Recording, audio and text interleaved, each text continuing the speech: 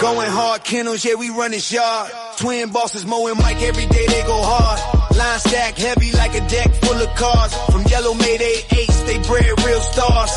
Welcome to the yard where the legends get raised, where the chain spots shine and the bloodlines praise. Grand champ King Kunta with that royal type stride. Red ruby in the pen, red hot worldwide. The brat in the cut, keep the hustle on track. Pretty mama got the look and the structure intact. L-Ride bring the heat, yellow bird bring the flame. Gus and 38 special certified in the game. What day in the ring, crowd love in the scene. Dogs moving like ghosts in the champion's dream. From yellow to buck, their foundation is tough.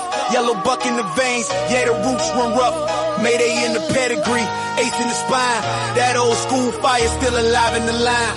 Twin brothers in command, pushing forward with pride. Going hard on the banner, let the whole world ride. Hard work in the yard, every sunrise earned. Legacy in the dirt, with every chain spot turn. No shortcuts taken, no champions bought. Just blood, sweat, time, and the lessons they taught. Going hard, Kennels, yeah, we run this yard. Twin bosses, Mo and Mike, every day they go hard.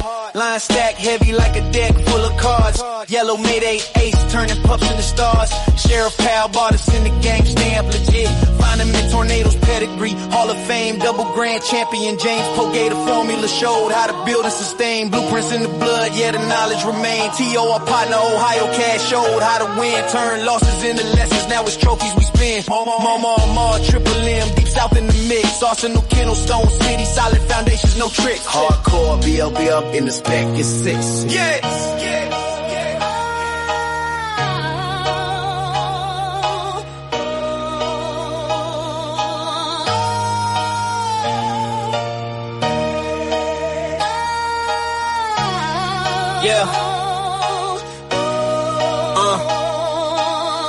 Tom, Dick, Todd, Tony Wade, Southern Kennels, real ones through time from Pro Set, Windy City, combined in place, low tight, apex, pressure built for the chase, gotta eat boys, black ice, hunger sharp as a blade, third verse for the legacy, every debt fully paid.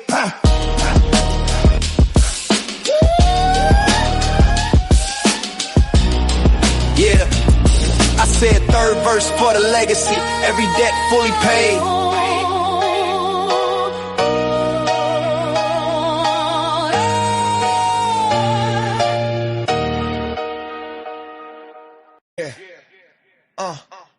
It's Mo and Mike in the house. Going hard with the legends. Paying homage, you know. Yo. Twins Mo and Mike, we running this game. Legends in the making, never gonna be the same. Kennels popping hard, these game dogs raised right. The brat, pretty mama, they shining so bright. La Mayday, what a day, they breathe the heat. Red Ruby L-Rod, they can't accept defeat. With 38 special and yellow bird, we top tier champions, grand champions, ain't no fear. Run the register of merit, we got the elite. Mayday bug Jeep, yellow Frisco, feel the beat. Females like honey bunching awesome, baby, we tight. Bloodline strong, spreading knowledge, taking flight. Scratch to win, don't talk about it. We the real deal, you know it's true, no doubt about it. KPTO, the modern Earl Tudor. Got in the pack, making moves like a tutor. APBT, family thick, like legends in the game. Legend of them, Triple M. Shout out the name, Deep South, Roadblock. We upholding tradition. Mama, Southern Kennels, we got that ambition. Hardcore hitter, Stone City brings the fire. The Abrahams, the fam lifting us higher. Run the register of merit, we got the elite. Mayday bug Jeep, yellow Frisco, feel the beat. Females like honey bunching awesome, baby, we tight. Bloodline strong, spreading knowledge, taking flight. Scratch to win, don't talk, be about it. We the real deal, you know it's true, no doubt about it. Listen up, respect the hustle, respect the grind. Ben, Nate Dogg, putting in work intertwined. Keeping that legendary status alive, you feel? Don't hate on the ride, catch the bus, we keep it real. What's history without a future? We pay the way, Captain. We make it happen, that's the play. So here's to the champions, run the race, stand tall. Twins Mo and Mike, we gon' answer the call. Legends in the game, yeah, we holding it down. In the world of game dogs, we wearing the crown. Run the register of merit, we got the elite. Mayday buck Jeep, yellow Frisco, feel the beat. Females like honey bunching awesome, maybe we tight. Bloodline strong, spreading knowledge, taking flight. Scratch to win, don't talk, be about it. We the real deal, you know it's true.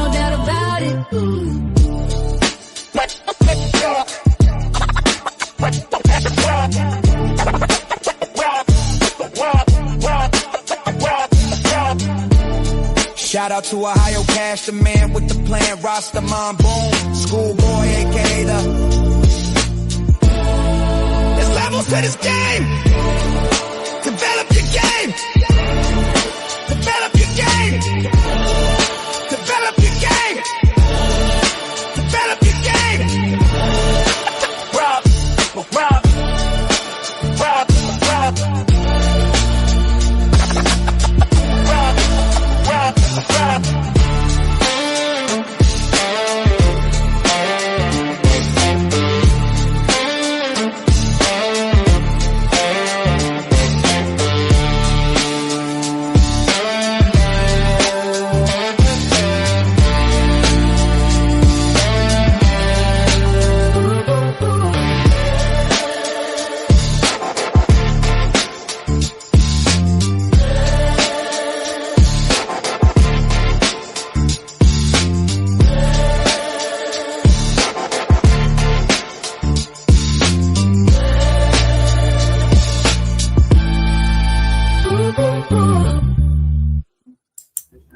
What up? What up? What the hell is up? Big shout out to all my people out there on the back street. Big shout out to all my people in the Shark Tank. Y'all know what time it is. It's Hot Mic Friday. Yeah. Appreciate everybody for showing up on this Friday night. Let me get my shout outs out the way. Big shout outs out the way. Big shout out to my man, Mr. Carlos Lee, stepping in, showing the love as we get this party started right. What up, fam? Dana. What up, fam? I see you showing the love. Appreciate that, fam. Big shout out to my man, you, the insane honey badger in the house. What up, fam? Big shout out to my man, Having 360. What up, though? Big shout out to my man, Melee 420 in the house. What up, though? Oh, man. What up, fam? I ain't said that in a minute. What up, man? Big shout out to my main man, Mr. Chico Nicholas. Yes, sir. My man, Mr. Paul Johnson. What up, fam? Let's see who else I got here. The one and only, the incomparable one. I ain't seen you in a while, though. The one and only Mad Doctor, representing the D Strong. What up, fam? Let's see what else I got here.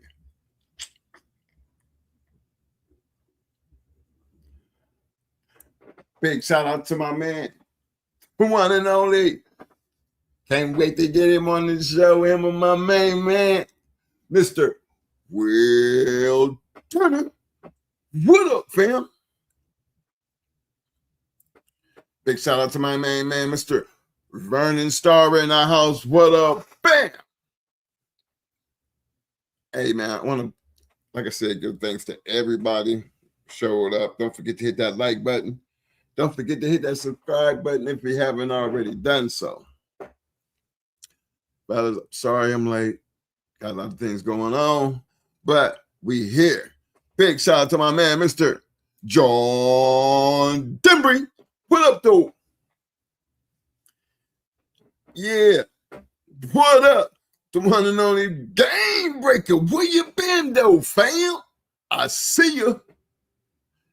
Hey, fellas, tonight's show, it might not be that long because I got sick, but I'm still here. I think Mo might be showing up. He got to take a ride out tomorrow, but you know, he's still game. He probably going to run through because he know I done fired this motherfucker out. Because he probably sitting wondering, I wonder if Mike going to fire up the show tonight. Yeah, you know I'm going to fire it up. So if you happen to be out there, bro, you already know. Come on in, hang out a little bit. You know, I wanted to talk about something because I think I was trying to do this in the last 2 shows, and you hear me talking about believe what you see. Okay. There's a reason I had that conversation, because when you come on down, when you're dealing with this American Pit Bull Terrier, especially the game American Pit Bull Terrier, and over the many years of being around it and seeing what you see, and you know, like every sport, every period in time, I wasn't back around to see what Jesus Christ was doing. So I just have to guess I got to believe in what the book says and what people have written down. Okay. We don't know whether it happened or not. So that's the miracle of just believing in something. Okay. But we can't take that, you know, and just run with it as far as believing what you hear. See, believing what you hear and believing what you see are 2 different things. For me to believe in Jesus Christ, I got to have the faith. Okay. That's all faith built. Now, dealing with these bulldogs, you're a damn fool to be out here thinking that you're just going to have a faith in the dog when you have every opportunity living in the same time period. I mean, this is real time shit now. There is no reason why I have to have faith over something that I see. I should be able to see it, base my opinion off of what I see, and accept what I see for what it is and ride with it. Now, I never portrayed at no time on this show that we were musicians. You know, there's no tricks behind what we do. It is just what it is. You know, it's like, you know, I don't mean to get political, but this is not meant to be a political statement. It's just meant to just take something that just recently happened and we're all aware of and ride with how I'm, you know, based on what you see and what you have seen. There was, for those who don't know, Donald Trump put a picture out. And if when you first seen the picture, you would have kind of believed what you seen, that he was portraying himself as like he was Jesus Christ. I guess based on people seeing what I was saying and pretty much everybody else was saying, it didn't sit well with the narrative. So we're going to fix it. And we're going to say, no, I was trying to portray myself as a doctor. Okay. And we were supposed to ride with that. That's a way of saying, I know what you're saying. I know what you thought when you first seen it, but then that's what it wasn't meant to do. It wasn't really like that. I was meant to be a doctor. Now y'all see the second time, you know, the second picture he put out to try to fix up with the, you know, the fact that what he did the first time. The reason I bring that up, because if you see something and your first opinion on what you see, you base your opinion on, while nobody haven't explained what you just seen. And then somebody come back and they tell you, no, you didn't really see that. What the picture was really depicting was a doctor. I don't know how you didn't see a doctor in that. And you're supposed to ride with that. Okay. Well, if you're one of those type of people who can be easily influenced, I wouldn't give a damn how much, you know, you believe in somebody, you want to stand behind them. You know, that's all good, because that's, you know, that's your right. I ain't trying to make this no political thing. What I'm saying, that shit don't work in bulldogs. And my many years in this shit, that shit don't work in bulldogs. So y'all have the luxury of reading books and hearing stories and that type of shit. Okay. That's the moments when you just have to believe the storyteller, or you have to believe what you heard, you know. But to me, seeing trumps all. There's no argument for me based off of what I see.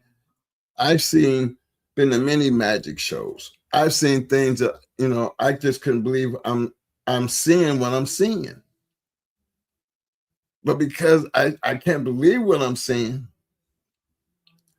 I have no choice but to accept what I'm seeing because I'm seeing it. I might not can't believe it, but it is what it is. These bulldogs is like one of them situations to where you guys have to understand when we talk about spending time with your dog, have some type of great relationship with every animal that you have. And most dog men always have, and even in the now, based on what I see on Facebook, people spend good time with them dogs. They have a good understanding. Even the people who don't even, based on what we do over here, we jump on the bus and we go back and pass. And we talk about things that's not really comfortable for other people to talk about or even be around, but different strokes for different folks, that is what it is. So I don't look for everybody to accept and appreciate the dogs the way we did in our own way. But even those type of people who might not accept what we do, but still have dogs, that doesn't mean that they don't love their dogs. They be right there with them. They spend time with them. Some of them have them laying in the bed with them. The whole get up. The difference with those people, sometimes they start looking at the dog as if it's a dog, which we all understand. But at what point did you forget that you have a pit bull dog? Remember I told you guys about I had a neighbor that had a pit bull. And they would take it for a walk. And, little poodle happened to just run out with the and wouldn't stop harassing the damn pit bull. And the pit bull grabbed it. Now, once the bulldog grabbed the little poodle, the little dog was in trouble. And the owner stood there screaming and panic, not knowing what to do. And killed the little dog. And all the owner could say, she didn't understand. I never seen him act like that.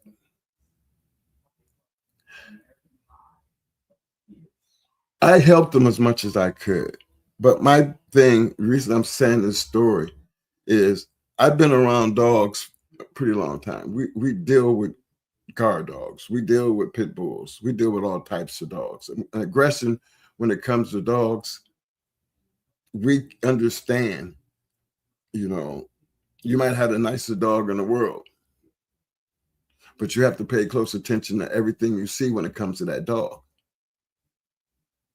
Even when it comes down to doing what we did, we pay close attention to everything that we literally see because we have to make a decision on it. Even our guard dogs. We talk a lot about Chaos because Chaos is a Malinois, and he is the most aggressive dog that we've, as far as protection training. Apollo, very disciplined, pretty much had him under, he was always in complete control. You could walk through the door of any store, any mall, amongst any people, leave the car window down, dog walking straight to the door, and then go right back without no problem. Don't bother nobody on the way. By the time you came back out that mall, regardless how long you stayed in it, he was going to be in the front seat of that car sitting there waiting on you. And back when Apollo was around, we had some nice ass cars. I always felt like if you walk up to that car, or you try to do anything around that car, he was going to do something bad to you.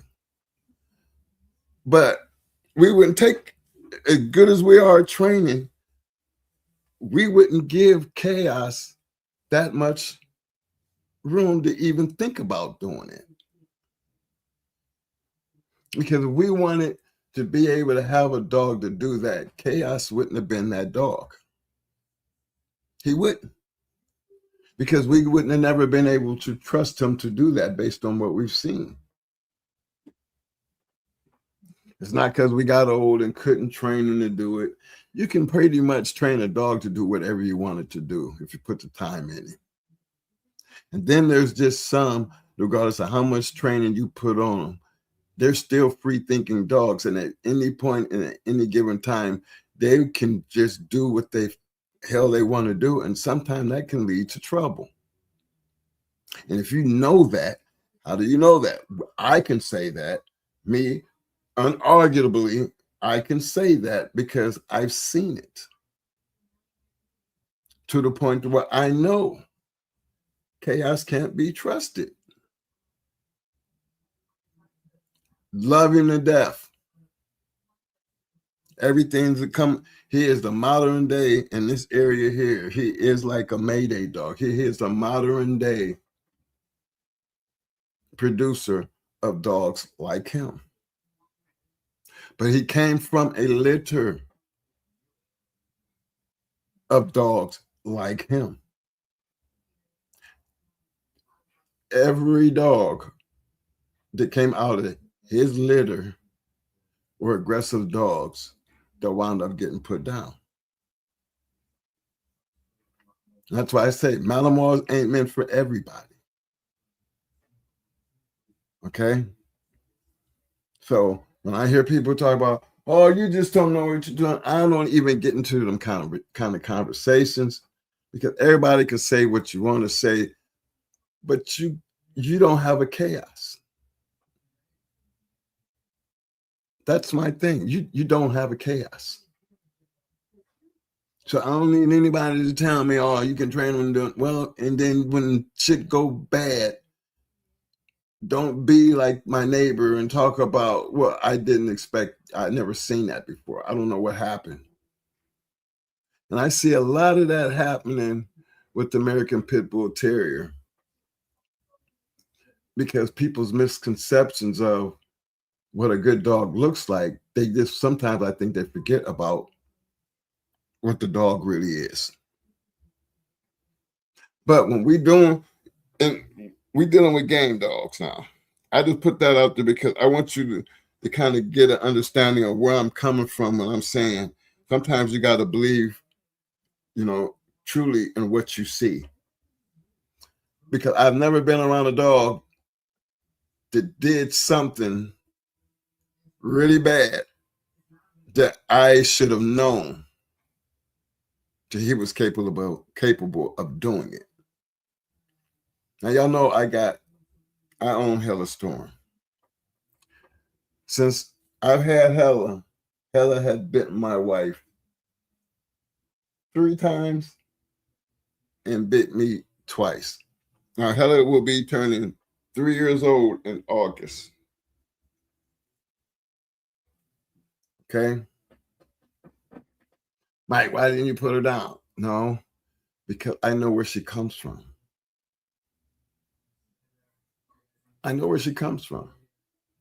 And it's hard to put her down when I know that everything in her background says she's like that. So how do you deal with it? Oh, she still lives in the house. She doesn't have free reign in the house, but guess what, fellas? She's not in the cage.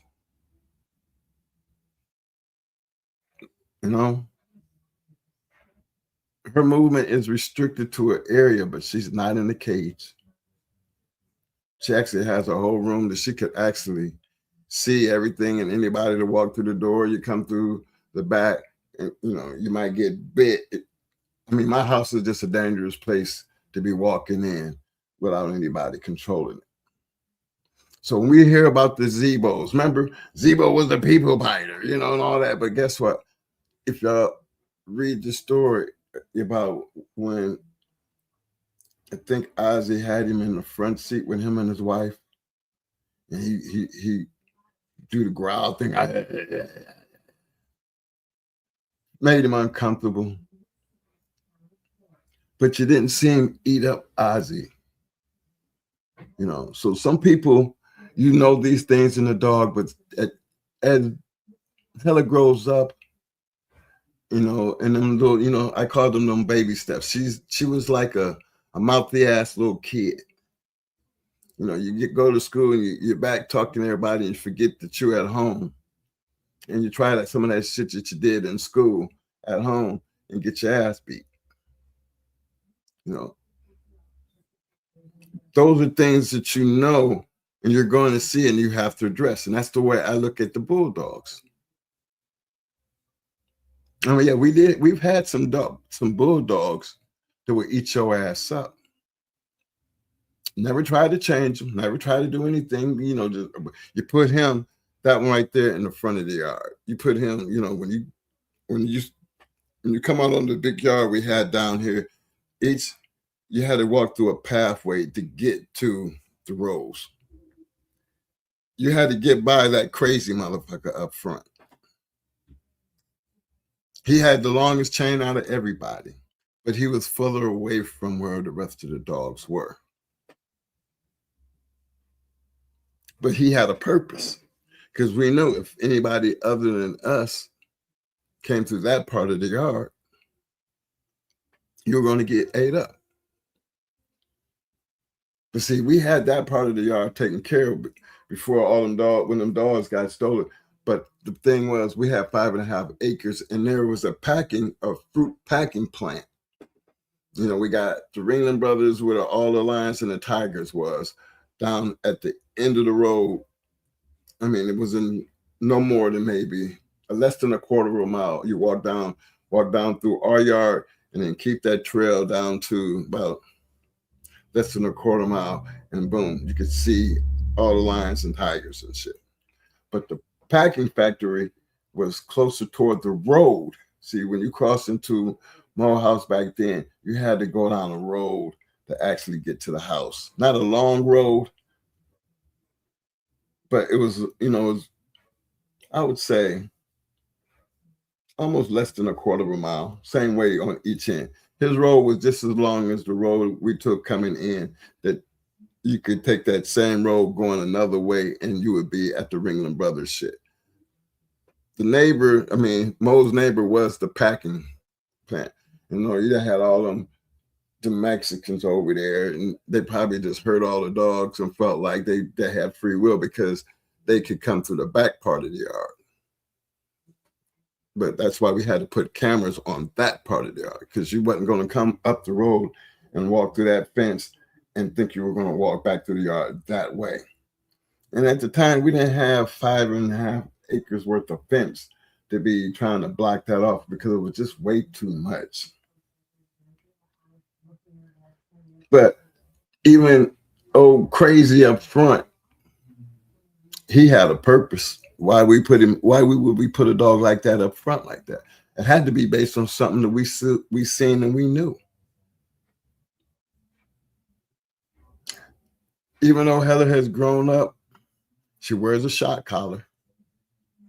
I don't walk her on a leash. I can walk her on a leash. I don't walk her on a leash because I want her to know I don't need a leash to control you. She's been trained that I don't need a leash to control her. And for the moments that she gets out of control, I know how to control her. Punishment comes hard. And she's gotten good at it. I dive in her food bowl, actually get my face down in there and move her out of her own food bowl. Because based on what I see, I'm going to always keep trying her. But maybe I could do it, but I'm not going to sit up here and tell you, because I can do it, that you can just walk right up to her and go put your hand in her food bowl, because I don't trust her to let anybody do that. I don't even trust my wife to do it. I do it because I put time in, and I put time in. I dare you. I dare you. And who knows, I put her in situations that I really be daring her to try me. I don't expect my wife to have to do what I do to have a dog around the damn house. But I know my dog. When you into these American Pit Bull Terriers, and then I'm talking about doing what we do, every decision we make has always been based off of what we see. So it's easy for people to sit back and talk about the American Pit Bull Terrier and things that you heard. So I know I'm old as hell, and I know damn well I ain't never seen Jeep fight, never met Mr. Tudor, don't know nothing about old man Klaus or Miss Old Man Wallace. So those are the things that we bring, other dog men. That's their story. And like Mama and his father's, Triple M and his father's relationship with Old Man Wallace, and just being around him and the people that Old Man Wallace had them around, where they could tell that's his story, because he know what he's seen, he know what he heard. Some people will take a book over somebody who actually lived that life. Well, I read in the story. How the fuck is you gonna tell me about what you read in the story compared to this man? The man is the son of Miss, Pop Mason. That takes me back to the whole Trump thing. You don't need anybody to put doubt in your mind based on what you see, because if you are that easily find yourself contradicting to yourself what you see, then that falls in that line of what we be calling, kennel blind. We wouldn't have to have words like kennel blind if it don't be for those same type of people that I'm talking about. I've had the pleasure of seeing Queen of Heart and Mayday and the dog. So I don't need nobody to tell me about what the fuck they read. But I can tell you about what the fuck I seen. There's no need to tell me about what you heard, because I don't give a fuck about what you heard, because I really don't have no reason to bullshit and lie about what I seen. And that is important for me to sit here and have this conversation moving forward, because we take this part of the dog game very serious. And I don't want people to have a misconception of the things that we do on this show, and the people that we have on this show is meant for anybody to find in their repertoire, to contradict someone else's experience. It really don't bother me when it comes to me, because I have a platform. You can contradict anything that I say. But how many times have you ever seen anybody hit that link?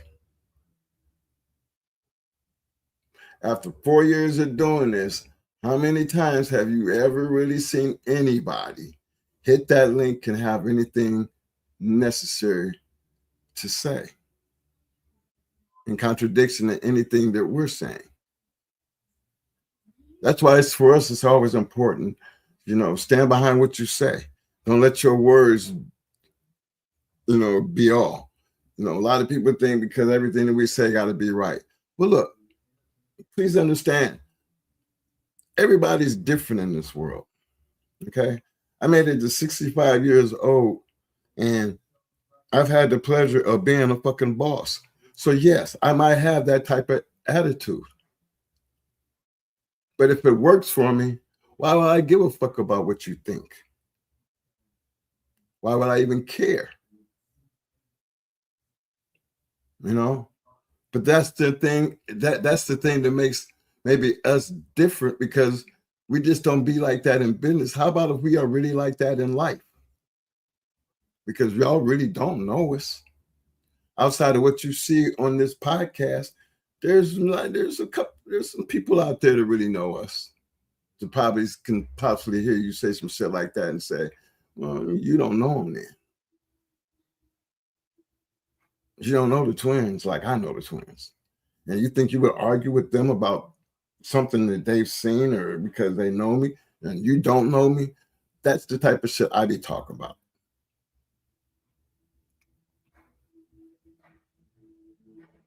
It's always good to talk about what you're going to do.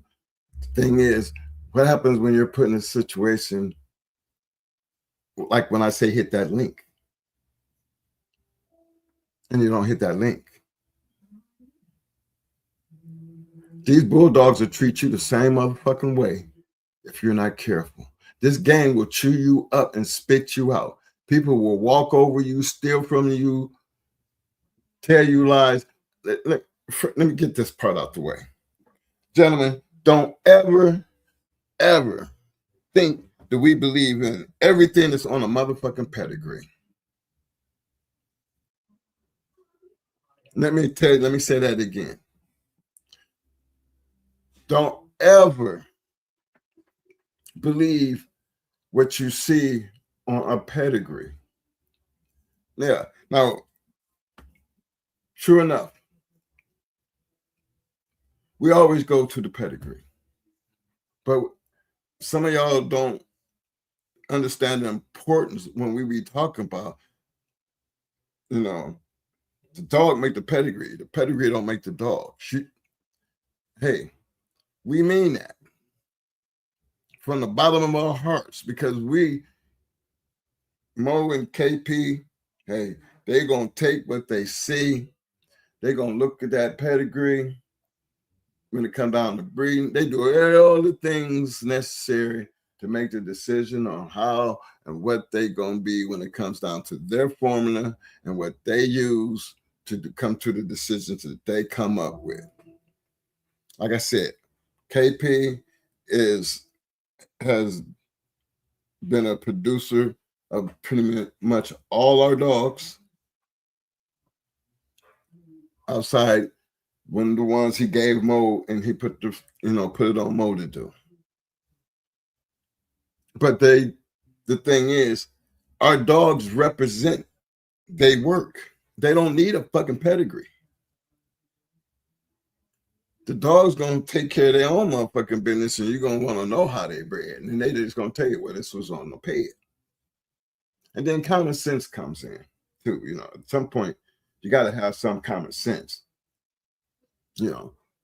Where how we be talking about how can two black dogs make a red dog? Hey man, y'all don't know what the fuck's back there. And why would it even matter at all? When it comes to shit like that, if the damn dog we just saying question is a badass dog, why would you care? I don't be caring at all. Well, so-and-so said it wasn't bred like that. I don't give a fuck. I tell you what, this is a bad motherfucker, though. And most of the time when you stand on shit like that, and I come from that world of, if I say he's a bad motherfucker, you have every opportunity to prove me wrong. And I think that's like that with any dog, man, from back in the day. That's what other reason why we would do what we did.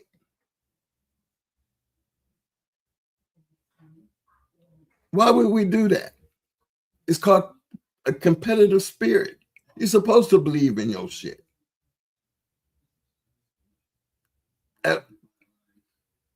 Every Friday, Saturday night, Even on Sundays, when it comes to any sport, you know, the story's gonna be told. So that's when the seeing becomes the believing. You might not have been there, you might not have seen it. Well, I heard. Well, I heard this, I heard that. Well, heard, you know, that's part of the game. Come on, y'all. How come that can't be part of the game? But there's a difference when you talk about what you heard compared to what you have seen. And most of the time when I say seen, I'm thinking you've seen it because you've done it. So when a lot of people talk about what they heard, I'm going to talk about what you've done. Because when you get into that conversation, things, you know, you start hearing crickets because maybe you haven't done anything. So why would I give a fuck about what you heard? Everybody has an opinion. You know, I've said this so many times that, you know, opinions are like assholes. Everybody got one. Why can't we just accept that for what it is? I keep that comment out there because this game is made up a whole bunch of different people, but as a community of dog fighters,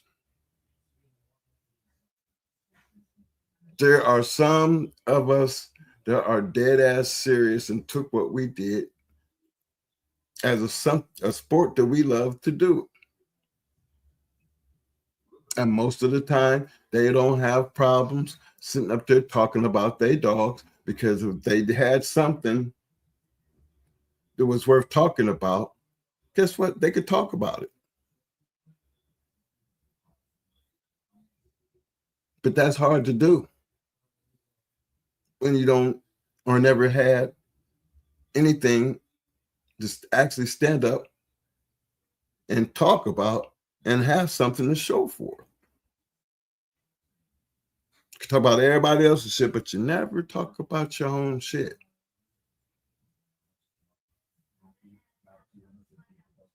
I'm trying to bring awareness to believing in what you see for yourself. If you have a dog that you think can run up a wall, how would you not know unless you tried it? I seen a guy at the APDR show that we did in Virginia take a dog for the very first time. Okay. And big shout out to Jesse over there. I think president of the APDR. He was there. And guy wanted to try it. Now, this might have been that dog's first time, but you know how these pit bulls is. You know, get him pumped up, get him hyped up. You know, get his toy, get him wanting the toy, and then tie the toy to the rope, and then run it up that wall. Now, step back with the dog and let the dog go get the toy. You know what, fellas? That dog went up the wall. He didn't, you know, we put it up there far enough, not the way he had to run to the top of the wall, but enough that we wanted him to just get in the habit of feeling what it was to get on the wall and actually run up the wall. After 3 shots at the dog, understanding what we was trying to do, the dog started running up the wall. And I'm the only reason I say that because these are things that we seen in the dog that he wanted to try, but he needed some help. How do I get him to do this? Now you've got dog men standing around him, coaching him. Well, let's try this. Nope, you got him too close. Back him up, give him a chance to run, get his momentum up. And I seen that dog run up the wall. And I was so happy for the dude. Because he did exactly what I would think anybody's supposed to do if you're really trying to do something. Take the advice that's being given to you, stand there and watch and see it work. And then when you get back home, now you know what to do. You know? And I think that was Coal Mountain Bulldogs. Coal Mountain Kennels, CMK. but I think it was him. And big shout out to him because I see some of his videos when I get a chance, and he's still bulldogging. So big shout out to him.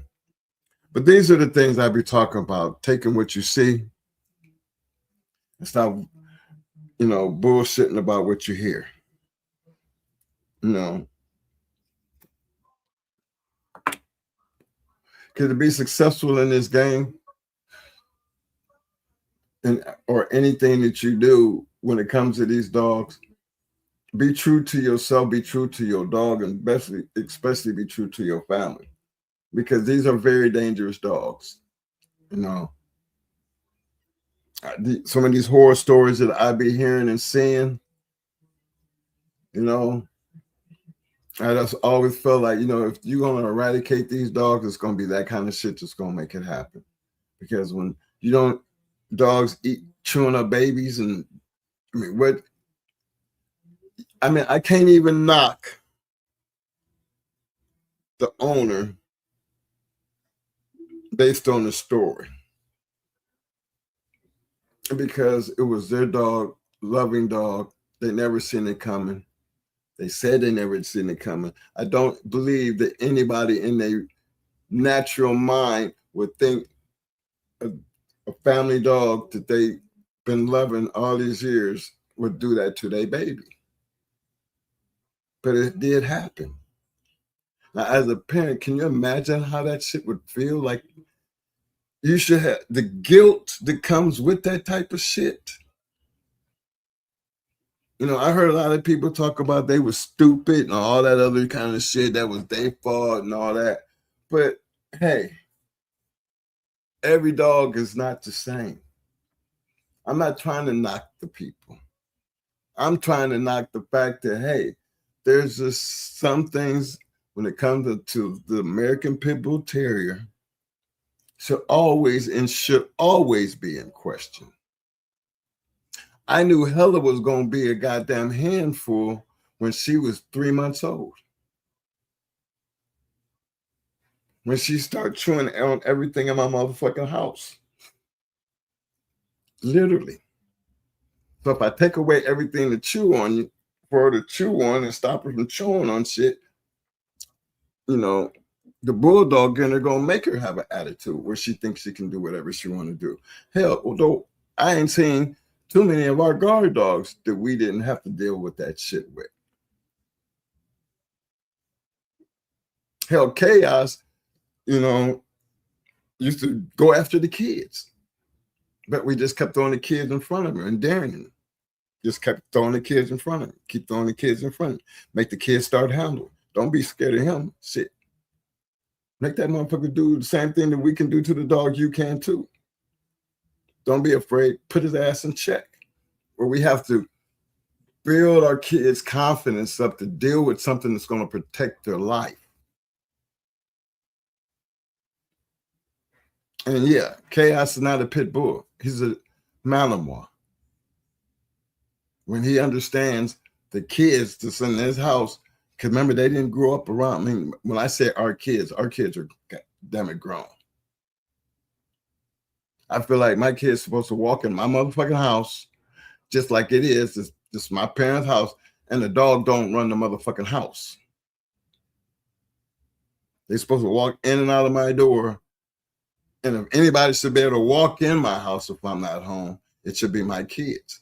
So I don't let my kids and my grandkids be afraid of my dogs. They grew up around the dogs and they understand that take control of the damn dog, and they should, they know how to handle that. And especially with my grandkids. If I walk in the house, I expect you to protect your child from that dog, and I expect you to deal with that dog. Now, Dad, put the dog up. No, you go put the dog up. Remember, this is about what you see when it comes to these dogs. Now, as dog men of many years, do you think that we would, this history, at what point do y'all think history was made with the American game bulldog based on hearsay? Remember that 8-time? Remember I seen 14-time winners, 16-time winners. I think it was even a 24-time winner out there. Hold on 1 second, fellas. I think that might be Mo. 1 second.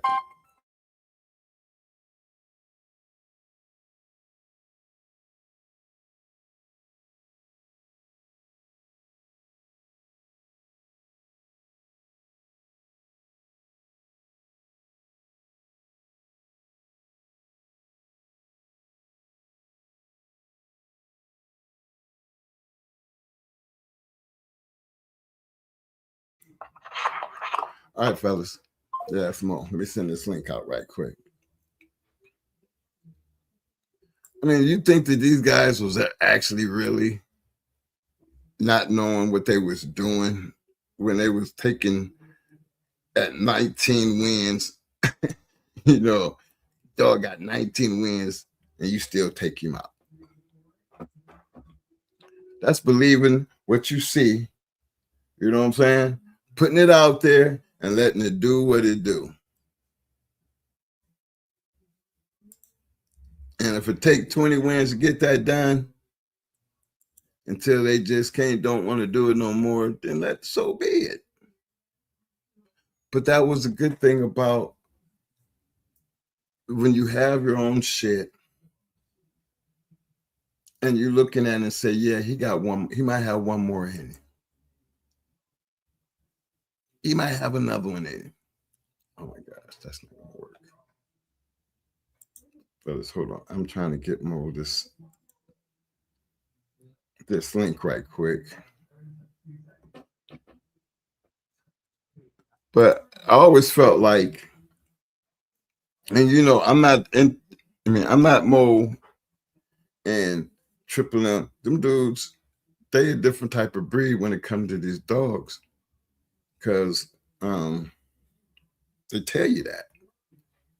You hear their story. So but you hear mine. Because one thing I've had the chance to do, I've had a chance to see it for myself. I might not know pedigrees and all that other shit as well as they do, because I tell you, I don't get into the shit like that. But I definitely get into what I see. I've seen a lot of dog men who are in this Shark Tank. Great dogs. And I can guarantee you,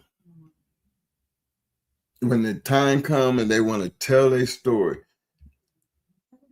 the names in that story might be different. The dogs in that story might be different. But one damn thing you're going to walk away from their story is, that's a real dog, man. And if he can talk about it, I can guarantee you, you can produce the receipts that you can see for yourself. That's why we stick to receipts around here. Because even though this is entertainment for entertainment purposes only, it's an educational experience too. It should be actually a very educational experience. And the reason I say that, because goddamn, when I still hear people talking about Crenshaw and Doucette and Klaus and the guys of old age, I'd be wanting to also give the same respect to the ones that were in my time period. I wasn't around when Klaus and all of them was doing, but I was around with Atlas Brewer, James Edwards, old man Mr. Triplett, Ozzie Stevens, Super Nat, and you hear, you ain't heard me say one black person yet. Because I got a whole list of them. But even during that time period, I had the pleasure of meeting these guys. So yeah, I can tell our experience, it's out there. And all of them will tell you about how they handle and deal with these crazy ass fucking bulldogs. Real dog men who deal with real game dogs can have, you will hear the same experience at some point in that experience about something they had to deal with. And I always felt that that was educational. You know, you don't have to, oh, I heard this, I heard that. Well, okay. But what did he tell you? You know, I work off of what people say when they're telling their story. But telling the story with receipts, it helps. Because one great example for me is Super Kennels. Because I don't know how many people was putting it out there, but when we got our podcast and we started talking about it, we knew who Super Kennels was, and we knew they had a lot of great dogs, and we knew, you know, we always gave much shout out and appreciation to them for the Break the Great STP's record. I you know, that was an honor to even know somebody like that. You know, and STP was around during that time. You know, I think he was still alive. I mean, I don't know if he's dead or alive, Frank Bunch, but I know that in that time period, they still had great dogs. I remember they had bought Luke Kane.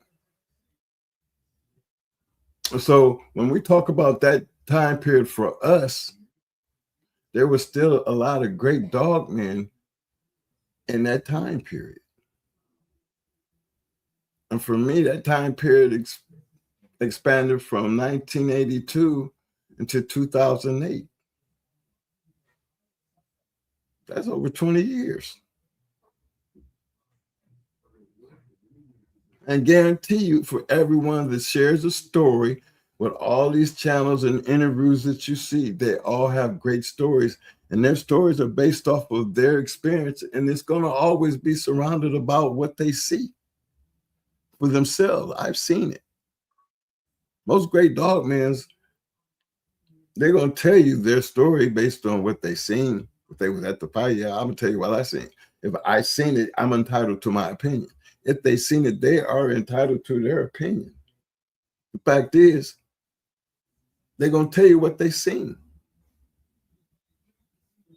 Somebody else might come and say, I seen the same thing, and I just seen it different. But what's the moral of the story? What's the most important part of the story? They seen it for themselves. They didn't have to hear it. They ain't talking about what somebody told them. They can only discuss what they see. These dogs, and especially a game dog, American Pit Bull Terrier, success should always be built and based off of what you see. Should always be handled like you believing in what the fuck you see. Because anything less than that, why are you doing anything in an American Pit Bull Terrier?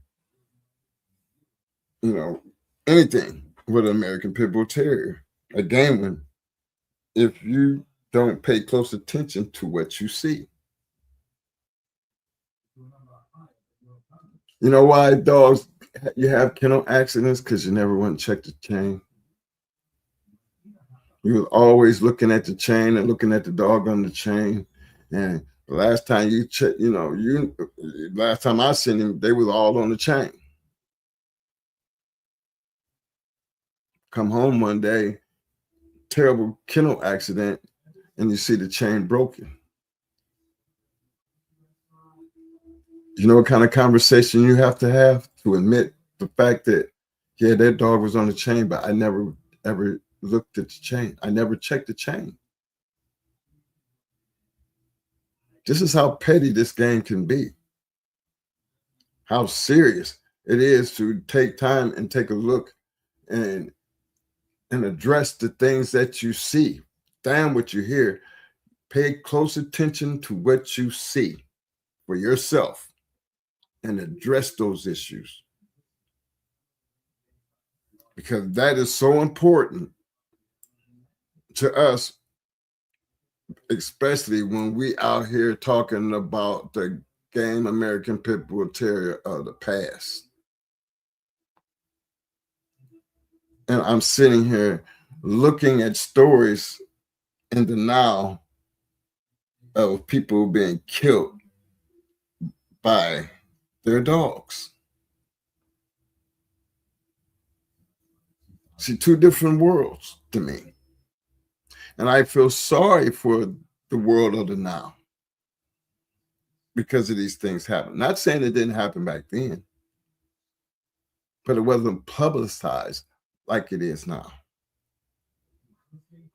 And that's a danger to the breed. I don't want anybody to have to suffer that.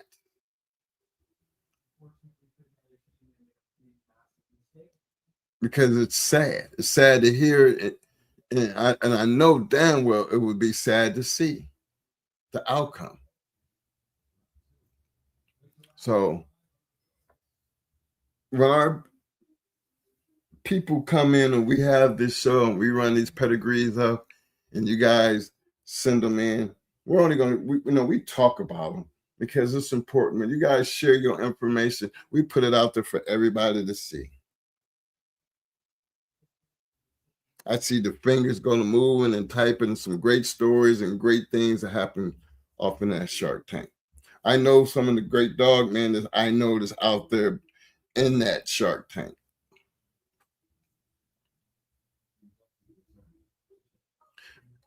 But what do you get out of it? Something to run back and talk about, or do you take what you hear and utilize it in your program? And the only way you can utilize it and see if it works in your program, you have to see, I did this and I seen a difference.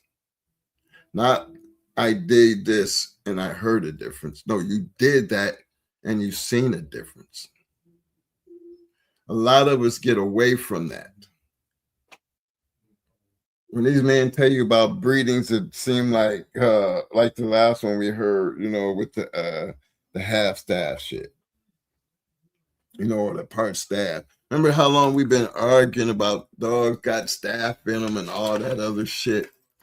And, I still be laughing because I be like, so what? Cool. Fuck. Do you know what dog we talking about? Does it even fucking matter? Had you ever, what they say? Barracuda had, I can't even remember the dog. What type of dog is something? There was so many different type of dogs they said, but he wasn't pure pit bull. But I seen Barracuda. And I can tell you, I wouldn't give a fuck what it was. I'm going to just tell you what I seen. And what I seen was a badass motherfucking bulldog. So he had some half staff or anything, whatever the fuck y'all want to call it. And y'all want to believe that shit, and you go out there and try to get what you thought that he was bred like. I just want to see if you got the same results that we have when you start talking about dogs like Barracuda and Mayday now. These are dogs I've seen. So when you talk shit about it, well, you go try to reproduce what you think you know, or based off of what you hear. You think go see if you can reproduce it and get that type of product out of it. Because I want to see it. I don't want to hear that shit. I want to see. I want to see exactly, did you come up with the same thing? And how many times you can do this 100 times?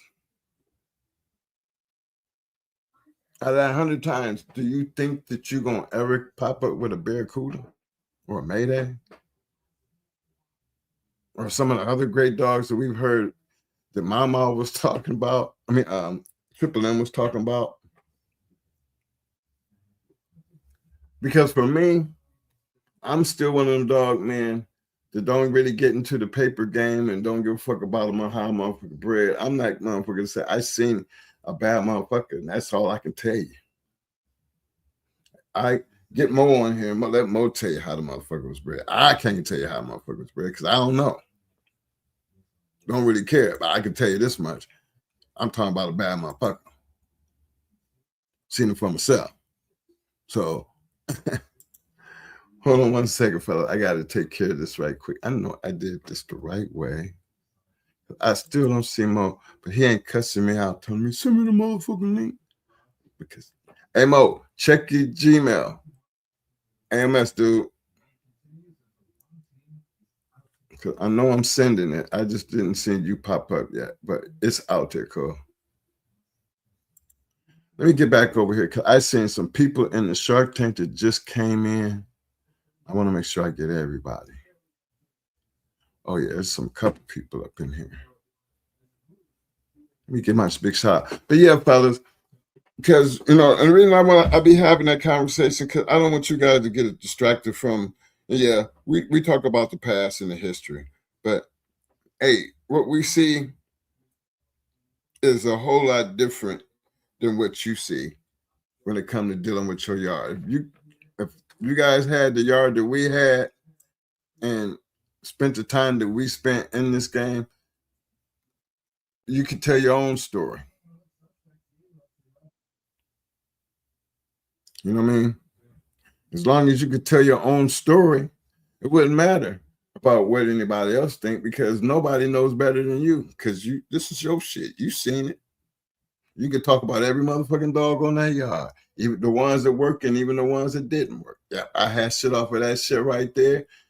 Mine didn't work. I had some shit off of that shit right there. It didn't work for you, but motherfucker worked for me. How do you know? Because I had it and I seen it. I used it.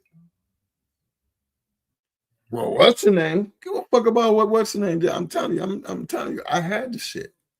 Worked out great for me. What's wrong with that conversation?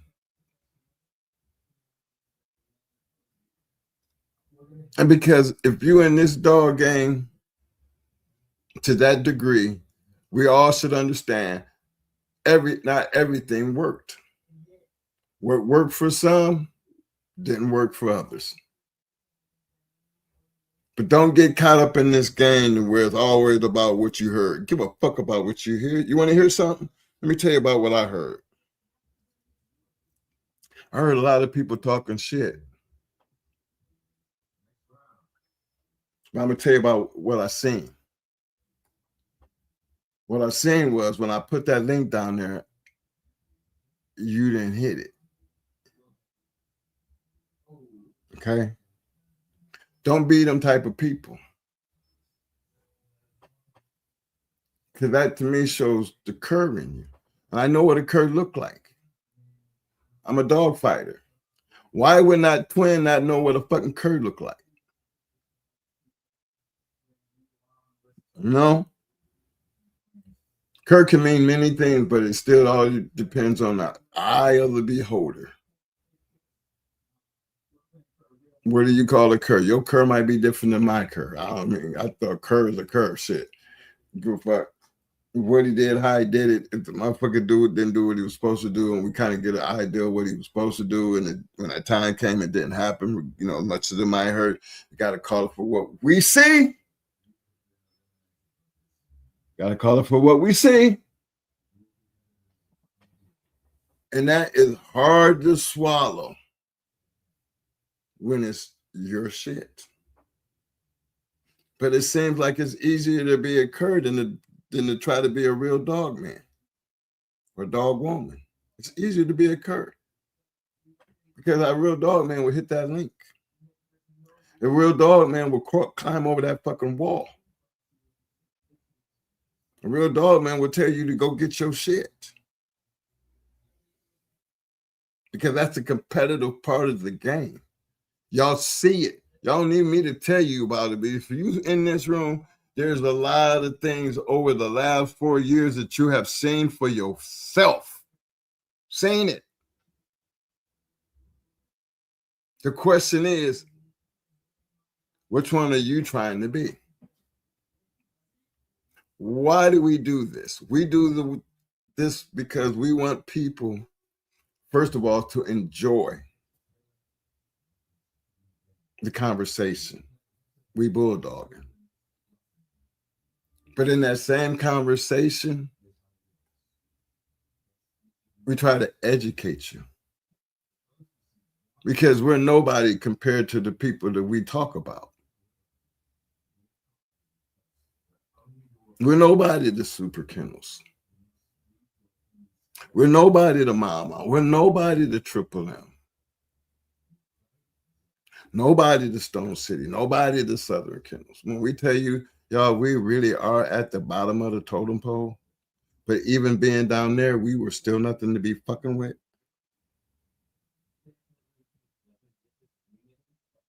Fact. And I stand on that every time I fire up this damn show. But for some people who think we're supposed to change, I am 65 years old. I am not one of these little kids out here. At all. And so I always take things that I'm trying to do in the process of trying to be as real as I am, because, man, this is no reason. There's nothing about this fucking podcast at no point and no time that I feel like I got to change who the fuck I am. Let's get that point straight across. Fellas, when y'all come over here, you fixing to get the realest of the realest. And like you might not hit that link. You know, they might not hit that link. They might have that reasons why they don't want to hit that link. Yeah, and it's easy to talk that shit, but let me explain something to you. What do I tell you? When you ever in doubt, you're ever in question, you ever think you really about that life, hit that link or climb over that wall. Because at some point in time, you really want to know, act like you want to know and come find out. And that's how we bulldog. That don't mean when we talk like that, we bigger and badder than anybody. Motherfucker, you really want to see what big and bad look like? Shut the fuck up and climb over the wall. That's all. Nobody wants to be embarrassed, like we say about people dodging motherfuckers. Well, that's okay, because ain't nobody got nothing to be giving away to nobody. That is your option. You're allowed to do that.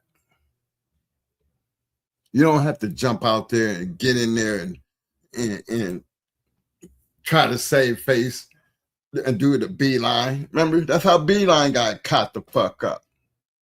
We ain't fake, we ain't fake, we ain't fake. Brought that bitch in there. Supposed to be 2-3 champions and shit. And got their motherfucking ass whooped. In less than 30. See, that's how fake, when you put in a serious position that you have to try to show face. And this is what showing face looked like. Total fucking disgrace. You could have just say that. You'd have been better off not even showing up with nothing. To try to run up there and try to show something. To be done like that. That's the best you could have bought. And you're trying to save face. That's how bad it was for Beeline. I mean, I be feeling like that's how bad it be for some people who be out here doing some of the shit that they be doing. The thing is, I don't call people out. I don't think it's necessary because I ain't no big bad wolf. I'm not trying to be no big bad wolf. I don't feel like I got to be a big bad wolf. What I do on this podcast is to entertain. You know what I mean? Share the knowledge. I don't bring my guests on here to be talked about, disrespected in any type of way. Everybody in my Shark Tank got that blue. That blue is that hardware that puts us on the same level, which means you have the right to get in there and be respectful and say what you got on your chest, stand behind your bulldog, stand behind what you know. That is what makes the Shark Tank the Shark Tank. Every once in a while, I get a couple guppies in there, you know what I mean? But my sharks, they ain't used to eating like that, like we used to do in the early days. See, the early days, I used to scream out, there's chum in the water, and I stopped talking and let the Shark Tank take over. But I guess through popularity, you know how they say it, the shit gets watered down. Well, I be here to pump it back up. Because I want to see better dog men, better dogs, and bigger and better stories. And I wouldn't care. Them stories might be running up a wall, running the treadmill, being a 10-time confirmation body. Imagine the motherfucker, you got a grand champion, confirmation champion. Tell me you would not want to see what that dog looked like to win 10. Tell me you would not want to see what a dog and confirmation, 10-time certified winner. Why wouldn't you not want to see what he looked like? I want to know what it takes to win 10 in a confirmation show. What? I mean, who wouldn't? It's true enough, everybody can't fly and glide like Michael Jordan. But I feel like shit, well, Mike did it, but I like the Clyde Drexler and his, I like his glide too. You know what I'm saying? So there's always somebody in history that you can relate to when it comes to, greatness. We all might have our own opinion when it comes down to what we read and the great dog man. That's fine. But let's see you apply that same concept to your yard, to your dogs. I see people hyping up their dogs for puppy sales. That's okay because you're selling puppies. You're allowed to do that. There's no rule that said you can't do that. But why should I have to put another man down to bring myself up? If I had a problem to the point to where I say, let's do it. I mean, and I've had this many times based on as many dog fights that we've had and many dog fights that I've seen. I've been a true diehard motherfucker, and all that bad talking ass shit. I mean, imagine me at pitside talking the way I'm talking right now. And there's somebody in there who might not like the way I'm talking. Or I'm standing at the scale and I tell somebody we doing scratch to win. And I want everybody to, everybody can stand there and see it, and you think you're going to like tell me what we ain't going to do. Just because you said we ain't going to do. Fellas, at 65 years old, I have never, ever been in a situation standing at that motherfucking scale and a motherfucker was going to tell me what we going to do and we going to do it like this. Ever. Listen to me. I have never, ever seen a motherfucker raise his voice or their hand or threaten to do a motherfucking thing to me when I stood on, this is what we're going to do. Trust and believe that. You'll never hear it. No scuttlebutt about it from nobody. My brother have refereed many, many matches, and I don't even have to tell. You can just go pick up a journal and see. Pick up American Game Dog Times and see. And at no time will you ever hear anybody talking about something where we mistreated them or them ever talking about doing anything to us. And that ain't because we some bad motherfuckers. The only way you'll ever find out just how bad I am, the same thing that works for the dog should work for us. All you got to do is bring your ass over that wall. You like one of the motherfuckers be barking and chirping long as the fence is closed, but as soon as that motherfucker open that fence, you standing there. You done got quiet. You hear crickets. That's the dog game. I don't want real dog man. Don't do that. Real dog man, for me, they are really what the game is built on: respect, integrity, honor. You know, not saying everybody was like that, because you know everybody really ain't like that. You know, it's always been a legal sport. I mean, that's almost like saying you're supposed to trust every, you know, back in the day, we're supposed to trust every drug dealer. Every drug dealer that was supposed to go down was supposed to be perfect. I trust him, he trusts me. Man, I ain't never done anything illegal and call myself trusting no motherfucking body. You know why?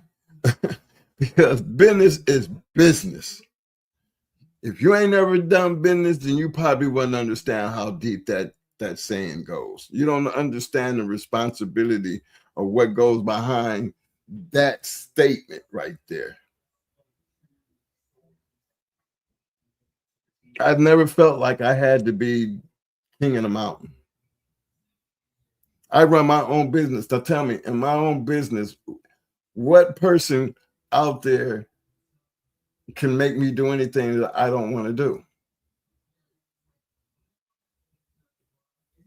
I'm trying to figure out what situation that I will find myself in, that if I say I'm not going to do it, deals off that you're going to make me do it.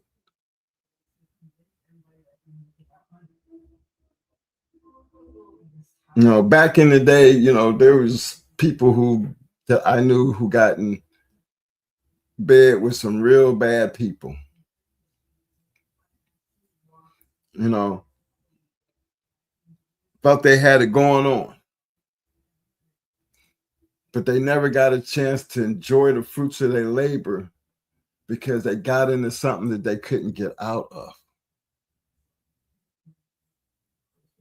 And I couldn't imagine what that felt like, to be doing something that you can't get out of. Listen to that. You get into something that you can't get out of. That's like you climbed over that wall, you got in that motherfucker, and you in a war. Even in a situation like that, you can get out of it. You just pick your shit up. A little bit too much to handle. Let a dog too much, ain't no way he can win. That's honor. That's definite integrity. Have all the respect in the world for the man who has a chance to save face, knowing you can't win, and you pick your shit up. You see what's going on. You don't need nobody out there trying to tell you, man, pick up your dog, dog. Oh, man, that shit's all fucked up, man. Pick up your dog, knowing, regardless of how you feel on the other side of that motherfucking box, you ain't in it. Regardless of how bad that person might look, all the shit that you say on the outside of that box, including the referee, can't do a goddamn thing about it. That's the sad part about it, because y'all think the reality of the game is just because you say so, you know, it's like that. Y'all ain't never heard me say or feel like that. Anytime you ever hear me talk business, business is business, I really be meaning that. Business is business. Nobody's making anybody do anything. We're going to agree to it. Now, the problem comes when we have an agreement and you break that agreement. Then we have a problem. Yeah, we're going to always have a problem. If you don't pay me, we're going to have a problem. If I'm doing business with somebody and I send them an invoice and they don't pay me my money, they're going to have a problem. Come on now. Let's make sense of this shit. You don't hear me bragging about walking around. If I did this, I would have beat his ass. You don't hear me saying nothing like that. You don't hear me saying nothing like that. I'm just going to be straight up with you. I tell you, fellas, this is my position. This is what I do for a living. This is how we acted in the dogs. This is how we negotiated. There is no secret. If you do something, then it's all about principle. Business is business. You don't take care of your business, you have to take the responsibility. Everything that comes with that business still going bad. And I'm talking about everything that comes with it. When you do dumb shit, you put you, yourself, your family, and everything pertaining to your life in jeopardy based on bad moves in business. That's why it's important to be careful who you go doing business with. Y'all hear me say this all the time. Where does that make me look like a big badass motherfucker, right? It don't. That's just a man about his business. So I don't want none of you guys to get that misconstrued, because my conversation tonight is always going to be about what you see, what you hear me. You hear me talk right now, but it's like when our guests come up here and talk and we're showing you shit, I wanted to resonate. Might not everybody be able to understand this. You know what I'm saying? But for the ones who do, they appreciate it because they know, like I know, twin, everybody ain't like that. Well, maybe this conversation wasn't meant for everybody.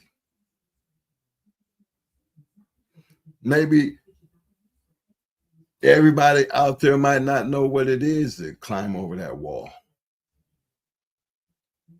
or be responsible for a lot of people, or be responsible for your business, or be responsible for important things at your job. I never even questioned what people do in their lives when it came down to these bulldogs or anything else that I do. I tell my people on this podcast all the time, and anybody that knows me at over 5,000 something friends, and I know I got a lot more friends, and I mean all over the country when it comes to my friendship and the things that I've done in life as an old man, and look back and watching my old schoolers die and watching friends die. And I remember when they die and my memory of them. So when I say them boys right there, you know, he was my partner. He was like my brother. He was my ride or die. And he was really about his business. When you hear me talk about a person like that, you best believe the twin's saying that. For Twin to say that, he must have really been about his business. You didn't have to know him. Take my word. Because I can say that about them. Not because of what I heard, because what I know. What I know is basically based on what I see. So you might not know them. You might not never seen them. But let my word be enough that you can almost believe. If Twin said he was about that business, he must have been about that business. Because I think the only way y'all ever know if I'm really about that business is you got to come and find out. And at my age, I don't never let age get in the way. I actually still act the same fucking way. I think I'm going to be like that to the day I die. That's why we do this show, because the love of the game. My brother loved this game that much, and I've always ride or die. Y'all should that should be evident to everybody out there. Over coming up on 900,000 views. We just now breaking 400 videos.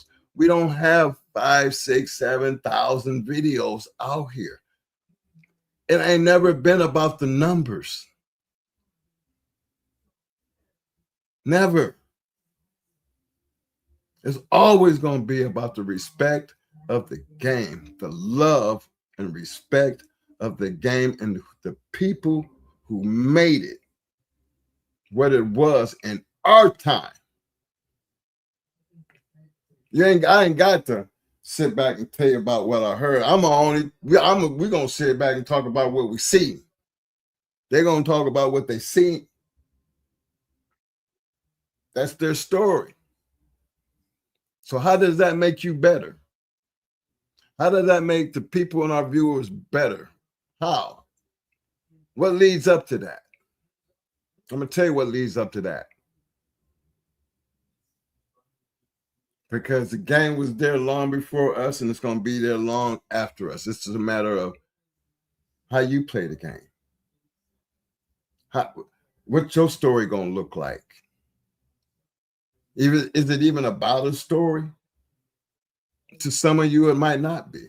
But for me, every time I look out there to that Shark Tank and I see them faces, I see the people, and y'all know what kind of channel this is, I be wondering, if that's the case, then why you here? Because we don't do nothing but talk about fighting dogs over here.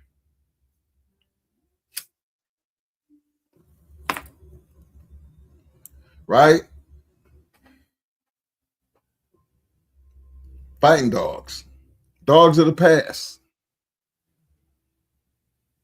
I can't tell you about a confirmation dog. I can't tell you about shit else except for that part of the game. We leave that to other people. This is what we're gonna talk about over here, because that's the American Pit Bull Terrier. And for us, they were the game American Pit Bull Terrier. And for at a broader view, and I try to keep this nice and respectable. When I say game American Pit Bull Terrier, I want you to understand that these were fighting dogs. I don't want to get no misconception and that the house pet and I just love the dogs, a different type of way. I put the game in front of it because whether they're cur or not, or whether they're game or not, that doesn't matter.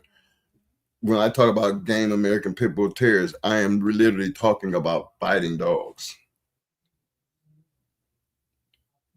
Game American Pit Bull Terriers, you don't have to train them to fight, fellas. It's born in them. And I know it might sound crazy and cruel, but guess what? It was crazy. And if you felt like that, it was crazy and cruel long before I was even born.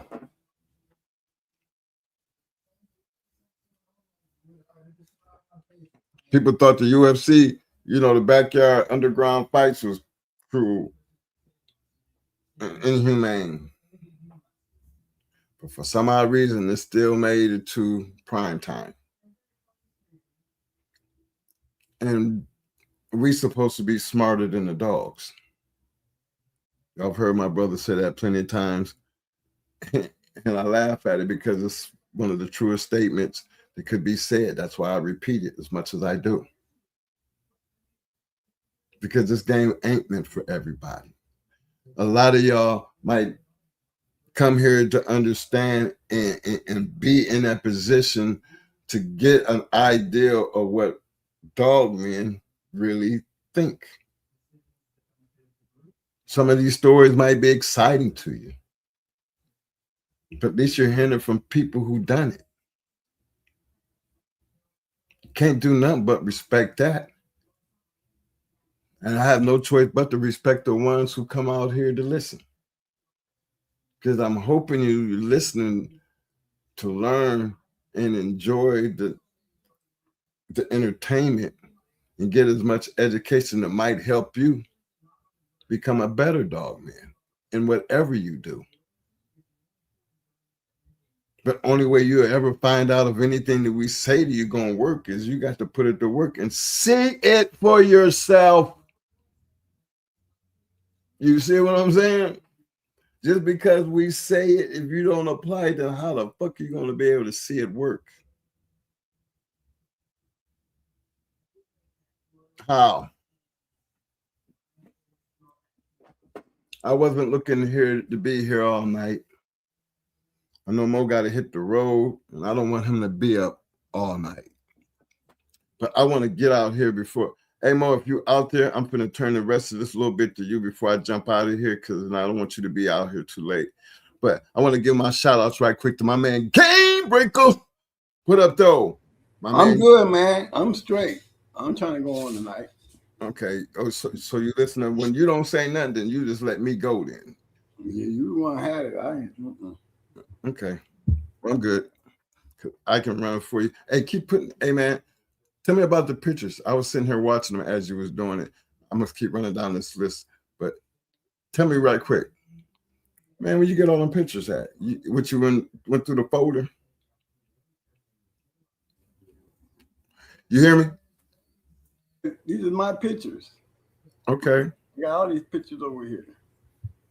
Well, you just broke up while you was talking, so it wouldn't be so boring. Oh, you saying what I'm saying is boring, bro? No, I mean when you're saying it, looking at a black screen, it can be kind of aggravating. So I started throwing shit up while you was talking. Okay.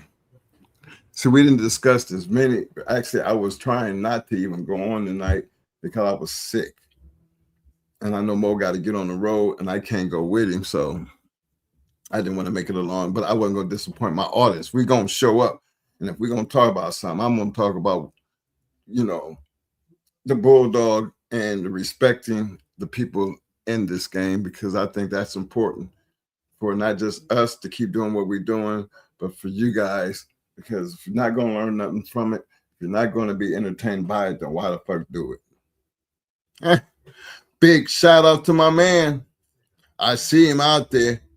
This is not J-Bo, aka J-Bo in the house. What up, fam? Who else I got out here that was new? I'm running down this list right quick here. I did. I mean, you know what? I got a whole lot. Whammy! 746 in the house. What up? You almost said your name. At Fam Tide 454. I'm going to put this up here right quick. My man said, not trying to change the subject, but question. Have you guys heard of any rumors of Champion 357 being sterile and never producing a single pup? No. Because I know the person who had 357, and again. Yeah, you behind, money. We took care of that while you was talking, bro. All right, well, I'm just going down the list, taking care of some shit. Yeah, we took care of that out there. All right, so I'm not even going to talk about nothing that I see that I'll be ready wanting to jump on, because you're right. Yeah, we got.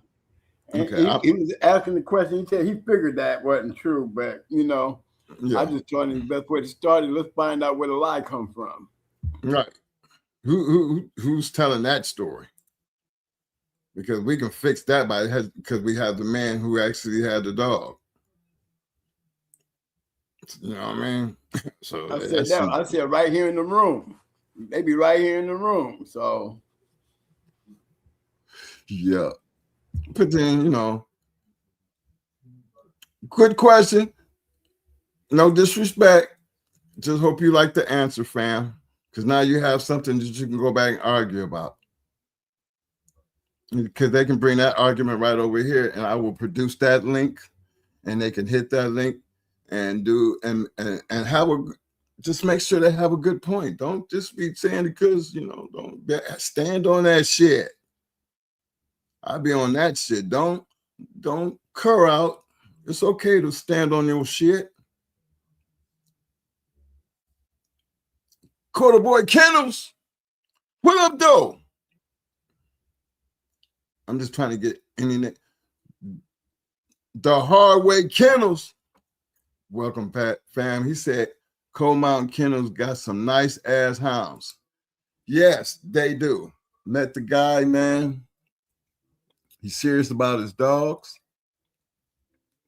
I told you, I knew the man was serious because I seen what he did when it came to that dog running up that damn wall. Dog, very first time. And I was very impressed about how he did it and how he listened and how we got it done. Like I said, big shout out to my man over there at the APDR, Jesse, because he gave the man an opportunity. The man definitely took advantage of it and was impressed. Big shout out to my main man, Melee 20. What up, though? Big shout out to the one and only, the incomparable Mr. Hemi James. What up, fam? You missed Tony Wade. He was in the room earlier. Well, he probably still listening. Big shout out to my man, T. Wade. That's my brother by another mother. What up, fam? My man Clifton behind enemy lines representing K9. What up, fam? Let's see here. Let's see. At KA 58031. What up, though, fam? Let me go down. Everybody sing. I don't want to try to read it. I'm going to do, what up, everybody? What up, fam? Big shout out to my man, Mr. Will Turner. He said back in the day, leaving an event, even being there, a lot of people were blind. Like, what the fuck did you see? LOL. So what does that tell you? When it reaches the people that weren't there. Yeah. That's just like that comment. Just like that comment. Like 357. That's one I never heard though, Mo. You ever heard that before? Because I sure ain't never heard it. Big shout out to my man TDK Slim. What up, fam? I see Tony Wade though, Mo. Yeah, I got that. I got to give a big shout out to my man, the intern Honey Badger. He said a lot of folks just be happy to own something. I learned if I haven't seen it, or if the eyes that vouch ain't credible, it's most likely with some average shit motherfuckers don't know what a game dog is, nor how to breed one. That's a true statement. But here's the thing. You should never have to grade another person's knowledge. Now, one thing that I stand on this because I have to hire and fire people. Like we have to hire and fire dogs. You know, we get the dog don't work it. We got to do something with the dog. I mean, that's just a part of life. It was a good dog, but he just didn't make the team. Y'all hear that in sports. You hear it in everything. So why can't it be like that over here? Not everybody makes the team. Yeah, it all depends on who's the one with the dog. We know all the variables, but it still don't change the facts. If the dog was worth talking about, we talk about it. If it wasn't worth talking about, then we wouldn't be talking about it, because why would we talk about something that's not worth talking about? What might be good to you might not be good to others. That's what I'm saying. Everybody's entitled to their opinion. But whose opinion matters most? My employee or mine? That's how I sum them kind of conversations up. Because I feel like you're a damn fool to have that conversation with me as your employer, your boss, the man in charge. Because of what you really fed and that you're standing on, it has to make sense to me. And I give you an opportunity to even stand there and have that conversation. So I know I'm not really a bad guy. because I do give people the opportunity. But the only reason you in front of me having this conversation anyway, because whatever that you thought was going to work or whatever you thought that you were doing, you fucked up. And because you fucked up, you have to talk to me. And if you're thinking you're going to change me or change the way I'm thinking after you done fucked up, then I'm going to give you the platform to go ahead and get it off. Because when you're all said and done, it ain't going to be based off your decision. It's going to be based off mine. Because it's the same. You didn't even have to come in here and talk to me. You could have just basically just went on and quit. But the opportunity was there for you to handle it just the way you did. And I'm going to handle it just the way I do. That's how much responsibility that you really have to do when it comes to dealing with your yard, your dogs, your breeding. You the one have to make the decision. You have to be basing those decisions off of what you heard or what the fuck you see. I am trying to educate you by telling you, damn everything else around you, pay close attention on what you see. Don't let your eyes become just a second-hand tool when it should, to me, it should be your first-hand tool. Might be the most expensive dog you bought. And turns out what you're seeing is a piece of shit. But because you spent that type of money, I just can't. Well, guess what? Then that's on you. That's on you. Who is it for anybody to knock another motherfucker for what they do? When you start doing that shit, you better come up with some shit. You know, I mean, y'all know how that works. Don't be one of them who just talking and don't have no credibility behind what you're saying. Because we want to see, first of all, who we talking to. You want to see. Now, I'm not saying in business that sometimes I don't be wrong. Okay. There has been times that I have been wrong. But as the person in my position, I have to limit that to literally never being wrong. Because when you're in a certain position, you can't afford to be wrong. Because when you're wrong, things will go wrong, which makes you responsible for any and everything. And it's easy for us to accept that because remember, fellas, this is how we have lived our life.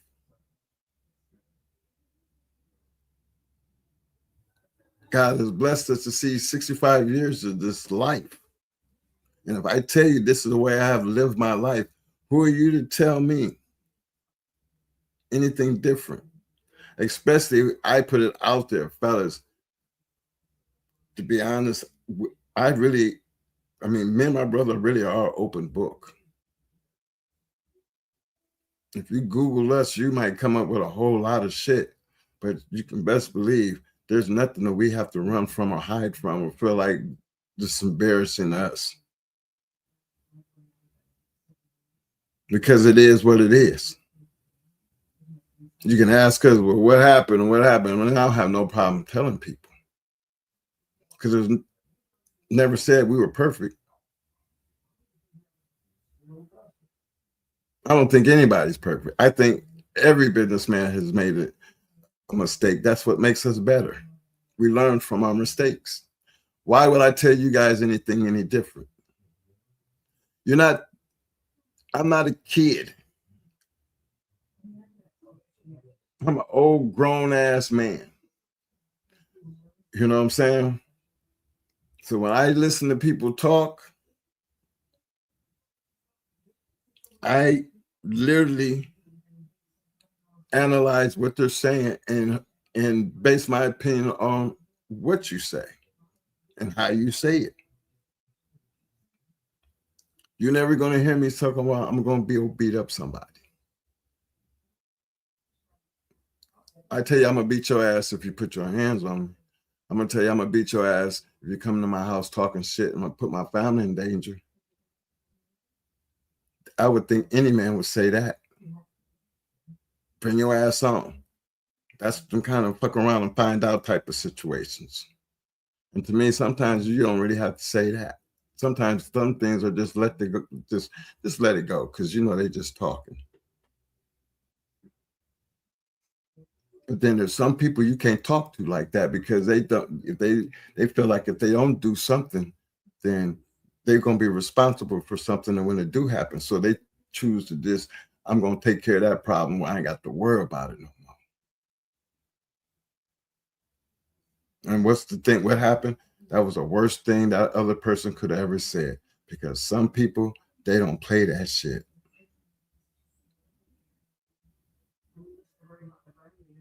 Some dog men, they didn't play that shit. You talk that shit, you better go get a dog. You sit there and say, yo, you ain't shit and your dogs ain't shit. First thing they're gonna tell you, go get the dog. The second thing they're gonna tell you, when my dog get done beating your ass, then it's gonna be me and your turn. Yeah, I've been in situations. Me and my brother have definitely been in situations where it came down that we can get these dogs out this pit and we can climb in this motherfucker if you really believe what you're saying. Because sometimes moments can get heated like that, because there ain't no curves over here. You talk that shit, you better really be about that shit. We say it so much because we live it. Why ain't we gonna stand on it? Haven't y'all figured that out yet? Big shout out to Talk of the City. Kennels in the house. What up, fam?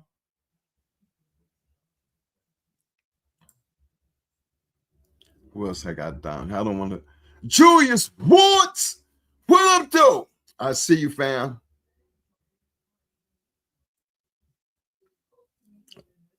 CPK, American Pitbull Terriers in the house. What up, fam? Yo, yo, yo. SAG for life. What up, fam? I like that. Everybody.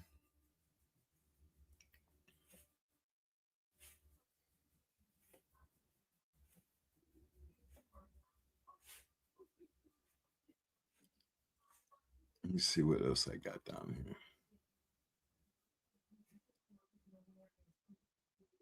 Hey, Mo, was that you telling me? Go on her, Kennel. I don't know how that got up there. See who else I got here before I get out of here.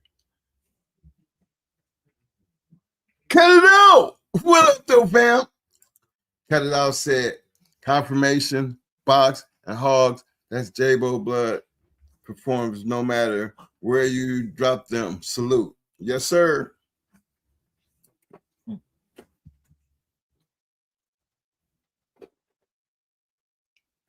That's right, man, because it don't matter what you're doing with your dogs and how you do it.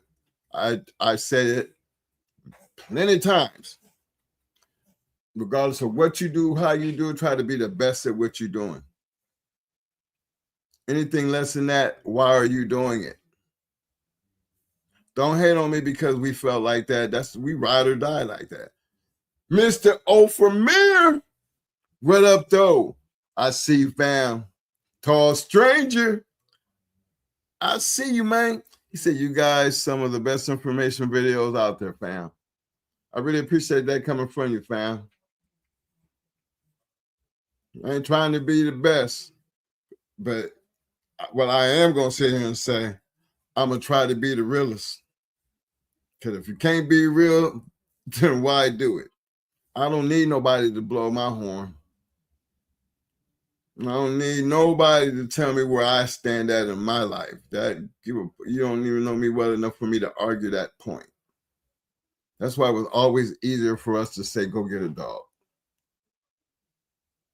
I just never ran in a situation where I've had to feel like I had to stick my chest out and act like I'm better than anybody. That just, life, for me, life ain't never worked like that. It ain't never been a situation that I felt like I had to try to be better than anybody. I think competition makes you, take on that persona because you're not afraid of anybody. Not being afraid don't make you better than the next man. It just means that you're not afraid. And I'm going to always respect a man who stand, even if he get his ass whooped. I tell you what, I bet you he didn't run. How you going to hit on a motherfucker to do something that you wouldn't do? You know what I mean? Or they're doing something that you wouldn't do. You wouldn't go in there and do, fight that motherfucker. Motherfucker spit on him and you just wiped it off your face and you was humble enough to walk away. Well, I'm not that guy. You spit on me, I'm coming at you. I'm going to beat the shit out of you. Or try to. I would have preferred you slap me than to spit on me. That's totally, you really disrespecting me. I'm shit. Some people just ain't meant to be playing with like that. God has blessed me to live long enough to understand these things. I'm not going to sit here and tell you I'm going to do something to you. When it comes down to these dogs, you don't know, you are not guaranteed to win. None of us are walking into that motherfucking box talk about, I guarantee I'm going to beat your ass. Some of us really believe we going to whoop your ass. I've seen guys guarantee, remember, I told y'all, I think Mo told y'all this story before. I seen a man bet my KP 15-1. 15-1. His 1,000 to his, what was it? Times 15. And he was taking other bets. And that man got his ass whooped. That he had to go get some more money. With that same little, I bet you you talk that shit. Now you got to pay up because you get a whole lot of motherfuckers over there with their hands out. Whole lot of them. And you ran out of money. You better go get that money from somewhere. You're going to have a whole lot of bad motherfuckers at you. That's what I call being cocky and watching it blow up in your face. That was my KP pulled that shit off. And I blame it on Mo because Mo set him up. Mo set him up for that because Mo was telling him, I seen that dog quit. Yeah, Mo might have been, he set him up for it, but guess what? Mo was still riding with KP.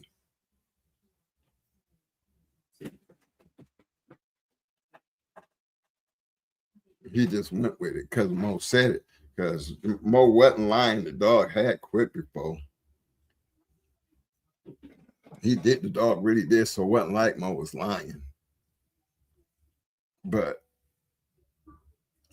I guess that's what it took. I mean, it ain't that they had something against KP at the time. Like, it wasn't no big beef or anything. That's just a person who just really thought they had a badass dog. And you're going to bring this cur in here against this badass motherfucker. Well, that just goes to show you KP ain't got no respect for that motherfucker there. He wouldn't be here.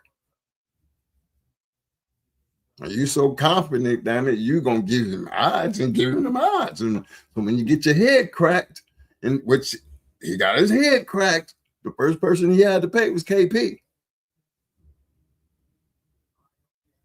But I told you, he faded a whole lot of other people with that bet. That he ran out of money and had to go get some more money. And believe me, wherever he went, they went with him. And the last I checked, it was about 4 or 5 cars that was following going to get their money. So that's just one of them things that I never forgot. And, you got to be careful what you say, and being cocky don't always work. I never thought Mike Tyson could get knocked out, and he did. There's some great dogs in the history of these American Pit Bull Terriers that we thought could never be beat. They got beat. And I ain't taking nothing away from the ones that we felt like could be beat, but never got beat. A tornado was just one of them to me.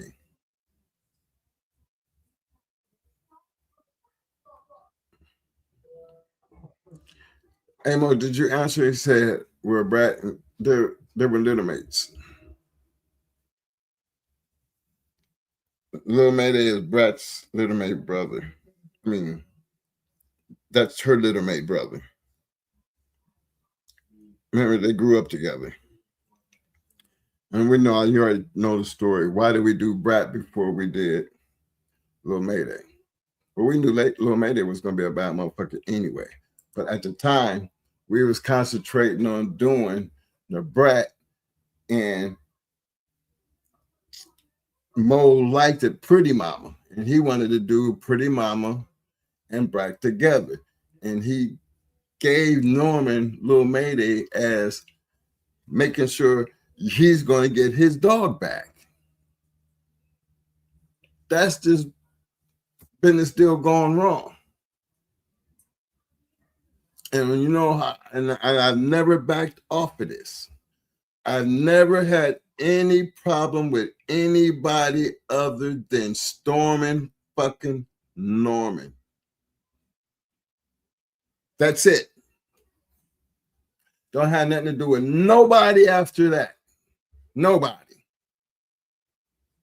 It had a lot to do with the person that we made the deal with, and he forfeited on the deal. And as long as I live, I will stand on that. As long as I live, I will keep reminding whether Norman's alive or dead. Remember, we used to not know very well, but see, in the end, we know everything. So, whether it be 20 years, if you did something to me, there is no time limit. There is none. Because I don't feel like I have to run from anybody at no point in my life. I feel like I don't have to look over my shoulder about anything I ever did to anybody. And you want to know why? Because I know how I feel when somebody do something wrong to me. And as good of friends as Mo and Jesse from Stone City was, all it took was him to fuck up one time to ruin that relationship. And Mo didn't have nothing to do with it. Nothing. I think Mo didn't even know what really happened until one night on Pro's show, and he had Jesse on there. And him and Mo happened to be on the show together. And he told him what happened. But those things, think about all the years that have passed. You know, I don't have anything against Jesse. Man, his business was taken care of that day. Me and Norman's, our business hasn't been settled yet. Until it has, I'm always, have a problem with Storm and Norman. And don't give two fucks about what people think and say when it comes to anything other than that business deal, because it ain't your deal, it's mine. So really don't give a fuck what outside people think. The only person who really ever have to worry about me in that situation, they have always knew and always ran from that situation, is Storm and Norman. And I never, ever seen him stop, stick his chest out, say, I'm over here. I never heard that come from anybody or even him. So when you stand on what you say and be about what you say, I think people who handle their business correctly and stand on business, you have to accept things that people do and be ready to make sure that you make them pay for the consequences of their actions. And this bulldog game has a lot of that. Remember, people have died over these fucking dogs, man.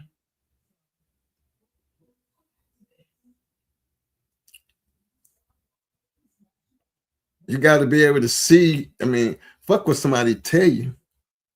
You probably seen this shit happen your damn self. So don't act like y'all twin just talking. No, look in your own goddamn experience with these dogs and talk about what you seen. Fuck about what you heard. Just talk about some of the shit you done seen for your motherfucking self. You could say, well, yeah, he ain't lying about that shit.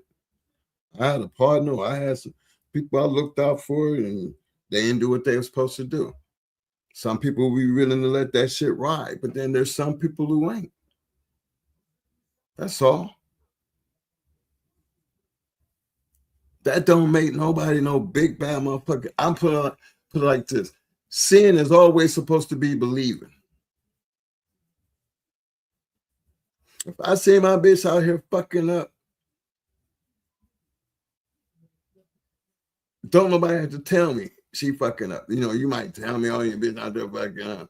I'm not gonna believe what another motherfucker say. It might raise my curiosity to make me start looking, but I'm not gonna go back and check my motherfucking wife or check my girlfriend. Never have been that motherfucker because of something somebody told me.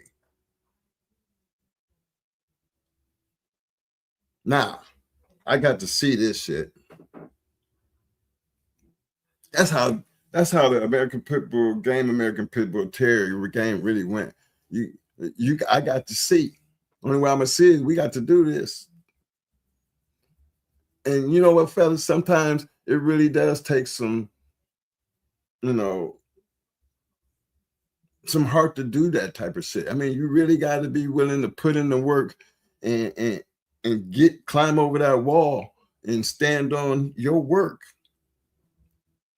We share that with y'all because what other way can we explain this game? What other way could I try to explain this game?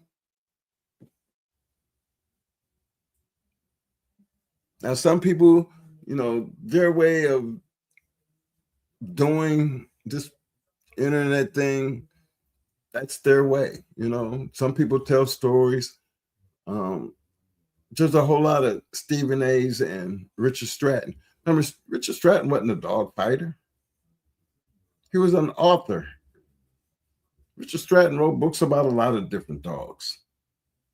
I thought the Pit Bull dog book that he wrote was a very entertaining book when we were young in the game and reading about going like Barney and Searchy Jeff and Snooty. I mean, we were intrigued about these dogs. Remember, we had dogs off of Snooty, but we knew the Richard Stratton book after we got Judo. I mean, ain't nobody, we looking at paper, we don't know who the fuck Snooty and Molly B is. I seen goddamn it, Molly B at the goddamn pool hall. You know what I'm saying? And didn't even know who the fuck she was until later in life. So when I say, yeah, we know who stole her because I know the motherfucker who had her.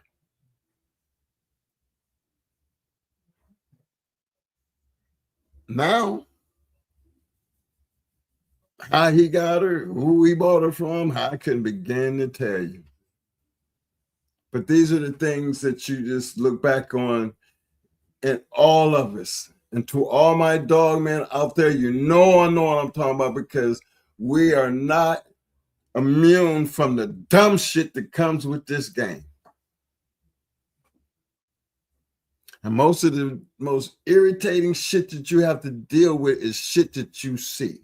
And that's what makes you motherfucking mad as hell, because it ain't about what anybody can tell you when it comes to shit that you see.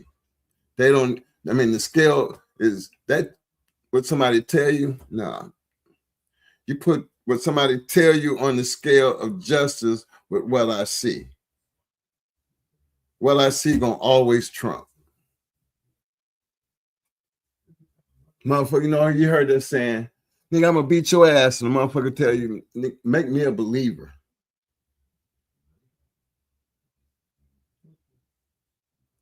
That was the thing. You talking that shit, make me a believer. Then you hear crickets. And see, that's why you always see me throwing that link down there. I ain't trying to go back and forth. I'm trying to hit the damn link. Come up and just, express your point. We talk about dogs. This is a dog show. I mean, come on. Do you need to be breaking out guns and talking about people's mamas and their families and everything? Y'all see that shit. Remember, I don't have to tell y'all this shit when y'all know it exists, because you done seen this shit. You done seen this shit right here on this fucking show. I am dead deep into, don't talk about it, be about it. See it for yourself. You done seen it plenty of times. Why do we push this conversation? Because I've seen this conversation. I've been pushing it for the last 2 shows, almost 3 shows, because I want you to understand there's a difference between what we talk about and what everybody else is doing. And the only difference to me is this is my motherfucking life. This is my motherfucking experience. I don't do this to be judged. I do this because I want to do this. I don't do this because I want to be better than somebody else. I want to do this because I was taught in this game to pass it forward. Give it back to the game like I gave it, like the game was given to you. How many great dog men out here have you not heard that from? How many?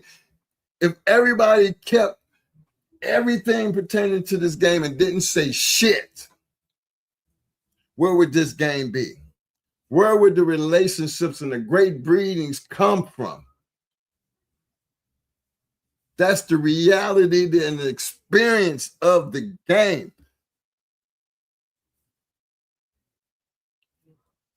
You don't need to be a rocket scientist to do this, but you're going to have to be true to it. You be true to the game will be true to you. And what's the most truest thing that you got in your favor is your motherfucking eyesight.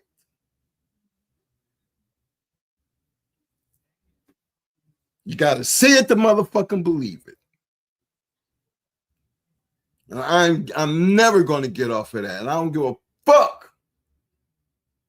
If that make me right all the time, then motherfucker prove me wrong. And I open that door all the time to any and everybody, because this is my life. You talk that shit, but prove me wrong. Hey, over here, and then the other dog man have every right to talk and say the shit that I say, because we bulldogging. We about that life. That life ain't built for everybody.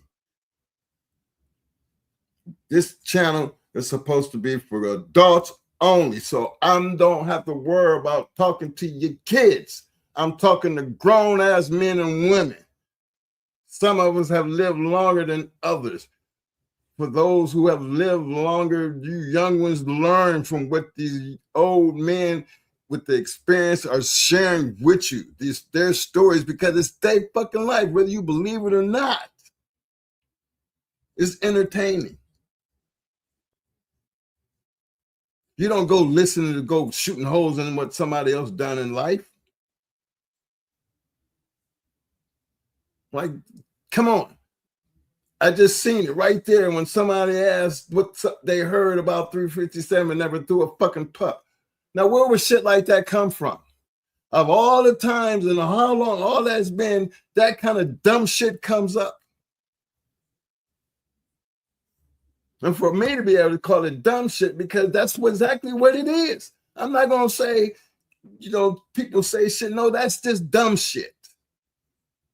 And there's a whole lot of dumb shit out there. There has always been a bunch of dumb shit in this fucking game. But that's what seeing comes from. You can't say that shit to a motherfucker who had the goddamn dog on his yard, can you? You can't talk that shit to us when the shit that come off our motherfucking yard, can you? That's why we be on most of the time, motherfucker to be talking that shit. You know, they ain't ever really had shit or never done shit. That's why I keep the link up there, because majority of us know that already. And then guess what? We be right, because how many motherfuckers you ever seen hit that link? You've been here. For all my viewers who've been around, to all my shark people, y'all know I ain't lying. You done seen that shit for yourself. I mean, literally, don't let nobody tell you. Tell people what you seen. I ain't seen motherfuckers hit that motherfucking link, twin. You right. We be calling, oh, he jumped about the easy curve.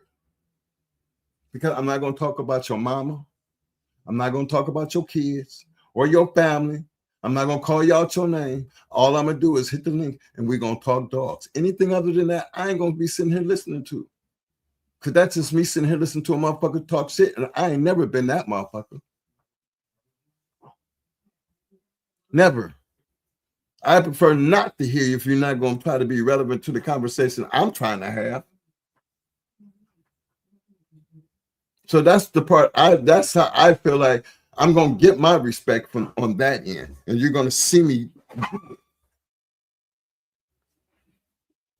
You're going to see me do it. Because you ain't going to see me do it no other kind of way. Mo high-headed, because Mo don't give a fuck. Mo be on that, fuck that little pussy ass. You know, Mo will lose it. Because Mo don't like curves. Mo don't like motherfucker to talk shit and Mo hit that link. I'm just the opposite. I'm trying to get you to hit that link. I want to see you hit that link. I want you to come knock on my door. I want you to see me when I'm out somewhere and think you're going to walk up and put your hands on me. I want you to, these things, see, you ain't going to do that if I'm going to keep going back and forth calling you a bitch and you call me a bitch, because that's a bunch of talk shit. No, I'm going to cut it right there, because I really, that part don't get you nowhere. You better be worried more about the motherfucker to be like, okay, we'll see. We'll see. And that's what's funny to me, because that's what bulldogging is, and that's what bulldogging is about for me. I know that's old right there. I'm sorry about that, Mo.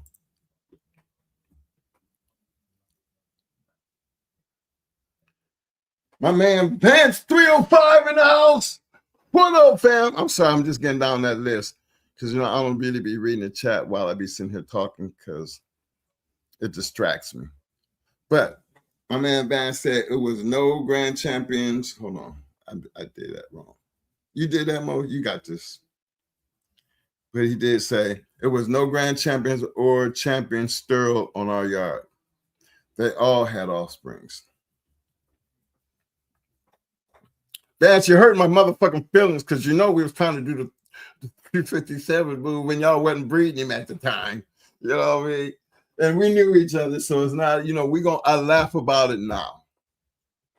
Because you know, and me, look, Vance, we've had super kennels on this show. We've had that conversation, and it's funny because this is the great super kennels spending time and conversating and enjoying their knowledge on this show.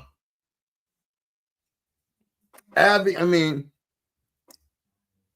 there's some of them sit there on the back street. Big shout out to my main man, Fort Lauderdale D. He always lets me know he's out there, because he might be the last post of the day, but he only does it to let me know, I see you, fam. And I just know they back there. But this is the kind of shit that I be talking about, because that's respect. And I'm going to always shout them out, because when you're great and the best at what you do, y'all need to know what it looks like, because they still here. Don't go trying to poke holes in what the fuck you heard. And why we just talk about 357 when we talk about one of the greatest kennels of, no, not one of, the greatest kennel of American pit bull fighting dogs of all time. That ain't me just talking. That's fact. Remember, all records are meant to be broken. We know that. I'm just glad to know and have a relationship with the people who broke it, and to know that they respect us enough to come enjoy their time with us.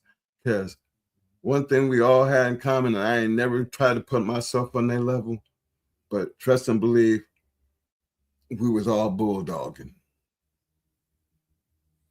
It's just, we just have blessed to be amongst some of the great ones.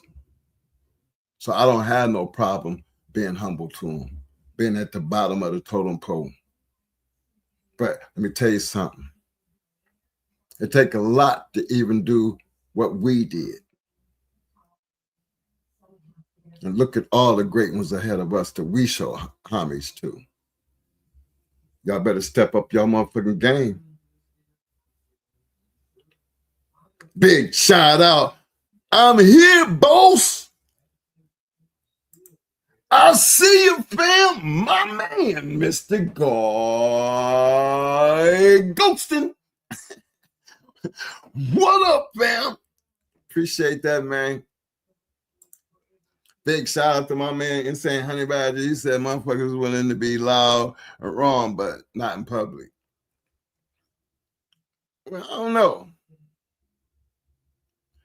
Because most of the motherfuckers that I know that talk shit on Facebook,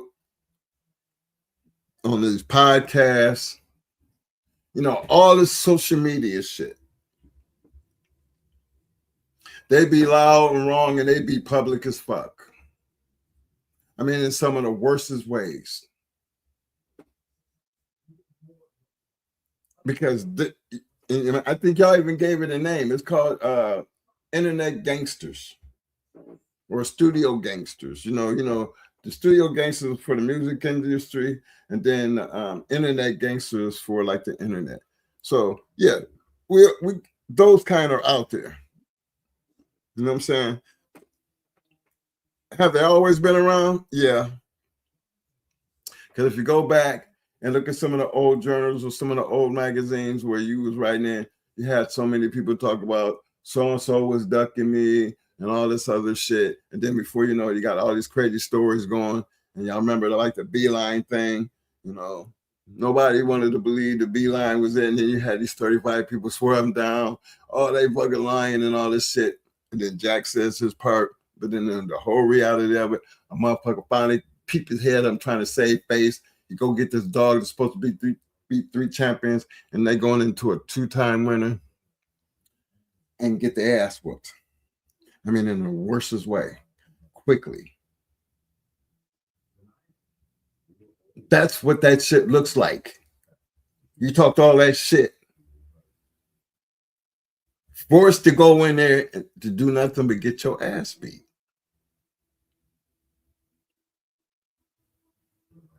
We all know that happens in life as grown folks. Remember, I don't think I got kids in here, but as grown men, grown women, you know, this shit does happen. So we're not immune to none of the bullshit that comes along with this game. I know this. But over here in this room right here, y'all know what we talk about over here? This is all about the history of the American game pit bull terrier.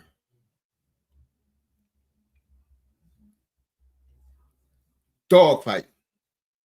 The history from our time period, what we experience, the people that we know, the people that we show homage to, the people that we go out our way to give back to our fans, our community, our podcast, our viewers,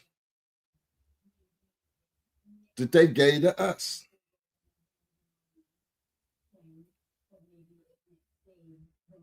And I always push that, fellas, this has been a long, ongoing tradition in the history of the American Pit Bull Terrier. The game was anyway. Pass it forward. There's not a dog man out there who can't sit there and tell you about their mentor or the men who helped them along the way or their relationship. Listen to the stories. Look at the shows. I mean, these are things that you see for your fucking self. So you know I'm not lying. I just been blessed enough to be able to have my own fucking story and a platform to show and to help. You know, we put it out there. That don't make us better. This ain't never had nothing to do with us better than anybody. This had a whole lot to do with the responsibility of doing what we were supposed to do. And that's pass it forward. Yeah, we've been mentors. Remember, our proteges are some bad motherfuckers. Schoolboy's proteges are some bad motherfuckers. Triple M's proteges became some bad motherfuckers. Everybody we talk about in them little rap songs we put out there, I'm telling you, every last one of them got a story. You can hate that shit, talk all the shit you want, but you ain't nothing like them. So it's okay for me to sit back and listen to people who hate. What they say about people who hate? If they ain't hating on you, then you ain't doing something right. That's all. So it's not a fact. I don't worry about the hater. I worry more about the cur. See, don't nobody ever want to fight that cur. You know, that one to be snapping and turning and shit. You know what I mean? Don't nobody want to fuck with that.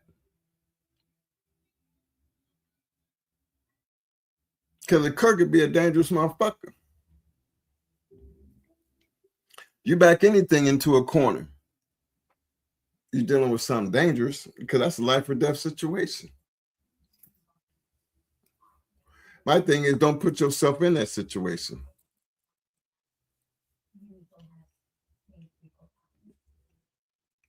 You know, because the dogs I've dealt with, that snapping shit ain't never bothered them no way because they was coming in to kill you. Don't give a fuck. That's the kind of shit that I be looking for because in our lifetime we have had many dogs, plenty dogs. We seen them ones that, you know, them first time ain't never had a motherfucking tooth put on them. They go straight into shock. This is something new to them. They might be and don't know and biting because it's all new. But guess what? Boy, when that motherfucker come up out of that shit, because we've had some that come up out of it and never look back. But then that's what being there, helping them get through a trying experience. Because boy, when they get through it, oh. See, dogs got good memory too. They do. And once they have the confidence to take care of business, can't take nothing away from them because they don't never go backwards. Not the ones that I've seen. Ain't known a one that started out from that first initial shock. Mo do it right, but he won't let them come out of it. They don't leave like that. They leave on their feet. They leave engaged. They leave showing that, well, now I'll take you back to this motherfucker. Watch this shit. Oh, y'all finna have some problems with this motherfucker right here. You finna have problems moving forward with this motherfucker right here. Because it happens, fellas. But the only way you will ever know that, you would have to be smart enough and be willing enough to do the right things and give them a chance and do that. See, I always look at the man with the dog. Big shout out to my man, Mr. Guy Ghostin, coming in, showing that mad love. As usual, longtime supporter. Y'all know the name. Mr. Guy Ghostin, showing the love with a 10-piece. Much love and respect, fam. Again, I always say it's not a matter of how much you give, it's the fact that you just give. Because there's so many of y'all out there who don't even want to hit the like button, but you show up. And all I ask you to do is hit the like button. But then you have people like this. Big shout out to my man. Another one. We all know the one and only Havoc 360 coming in with a 5-piece, showing that man love with a super sticker. You know, and you know, I really appreciate the people who do this that much. I wouldn't care if it was 99 cents up there. I would give you the same respect that I give these supporters and the ones who take care of us on the back street, because there has to be something that we're giving them that they willing to appreciate, you know, and show some type of love. And I'm telling you, them guys right there do it a whole lot more than some of you other guys. And it's not, you don't never hear me on here begging or asking them to do shit. They do that from their hearts. They do that because they want to do that. They do that because they can do that. They're doing what we do every time that we get on this show. They're trying to give it back. Some of you raggedy ass motherfuckers don't know what that's like. That's why I know the real dog man in this show. And to all my young ones that's coming up, this is what you learn from. I want you to learn from this show. I want you to learn everything I do when I pop that link out there and you see that bullshit going on and you don't see the motherfuckers hitting that link. Do you want to be you want to be that motherfucker? Or you want to be the other motherfucker? Because that motherfucker that won't hit that link, you see how they treat them? You don't want to be that motherfucker. You don't want to never put yourself to be that motherfucker right there. That you don't want to never be that guy. If you don't learn anything from this show, learn that. Because that don't get you nowhere. That gets you talked about, laughed about, and everything else. How do you take somebody like that serious? You don't. And when I get tired of listening to it, man, this is my channel, this is my platform. You notice, Twin, why you let them do it? Because one day they're gonna have the balls enough to hit that link. Because when I kick you out of here, I don't worry about you no more, because I gave you every opportunity to do what you were supposed to do, but I'm not just gonna sit there and let you just keep talking. Because you're never gonna hit that link, so why are you here? Those are the people to be banded. And I'm being honest. Those are the people who I can do without. Because there's nobody in here bigger than me on this platform. You know why? Because I have control over who stays and who goes. Does that make me trying to get bad, motherfucker? No, that means I am who I've always been in my life. I'm only going to put up with what I want to put up with. Anything other than that, I get rid of. That's my right. That's the position I put myself in. Hey, man, I'm going to call it a night, bro. Hey, man, hold on, man, because you're going to just help me get out of here. What time is it? No, you did all that on your own tonight. You're going to finish it on your own. Oh, you know that anyway. But they just the fact that you sitting up there, just the fact that you standing up there showing pictures and you in here. Because you didn't have to do you didn't have to do that, right? Look, I'm glad you're here. I do what I want to do up in here, man. Come on now. Well, that's why I said I'm glad that you're here. I got to get up in the morning. Well, go ahead. I got it from here. I just wanted to say something. Just go ahead. Bye. I'll see you later. Check y'all later on Tuesday, though, fellas. I got to get to bed, though. All right. You out. Okay. Bye. But yeah, fellas, I don't want to be up in here too long my damn self. But I think that was a conversation that was so much needed, because this game really is not meant for everybody. I don't feel like you need dogs when you start talking to the people with the dogs. There's sometimes you have to stop and start talking about the people with the dogs without putting the people down.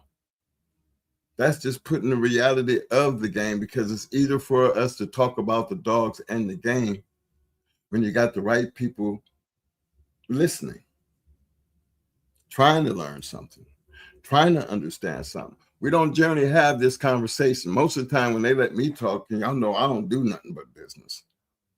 I'm very seldom.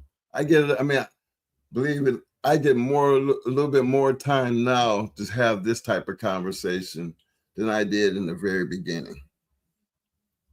Because I didn't want this conversation in the very beginning. Because I didn't know as much as what they knew. I just knew the part that I know, and this is the part that I know.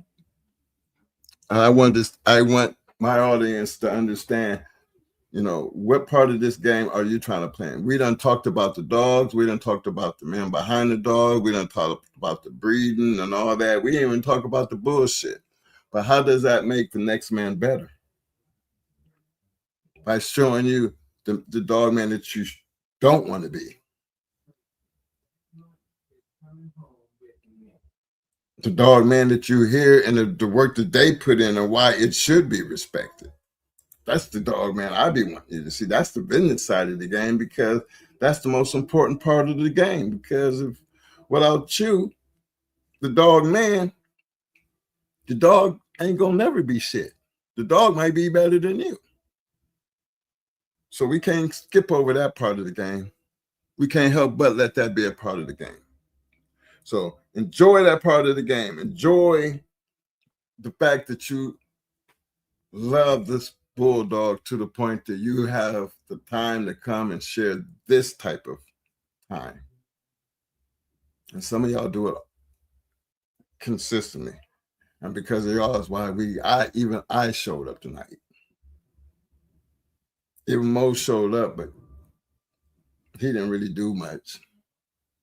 Because I didn't even think he was going to show up, because he really got to take a ride that I can't take with him. So big shout out to everybody that showed up and showed that love. A big shout out to me for even showing up. Because I'm not here to let you guys down. I'm just here to I had to have something to talk about. I'm going to talk about. So y'all make sure y'all hit that like button. Y'all make sure y'all pay close attention to when you play a lot of these videos. Find out what kind of dog man you're trying to be, and then go from there. Because it's not easy, regardless of what you're doing, how you're doing it. Try to be, the best at what you're trying to do. That's all I'm gonna say. But do it with some honor, some integrity, and most important for me is the loyalty. Be loyal to your dog, because your dog is always going to be loyal to you, because he don't have no other choice.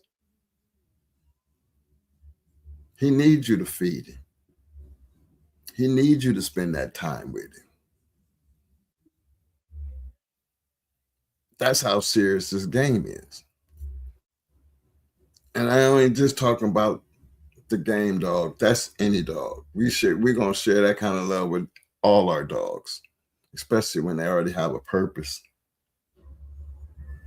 That's the importance of having a dog, is to be a good dog man, dog woman, not a pet owner.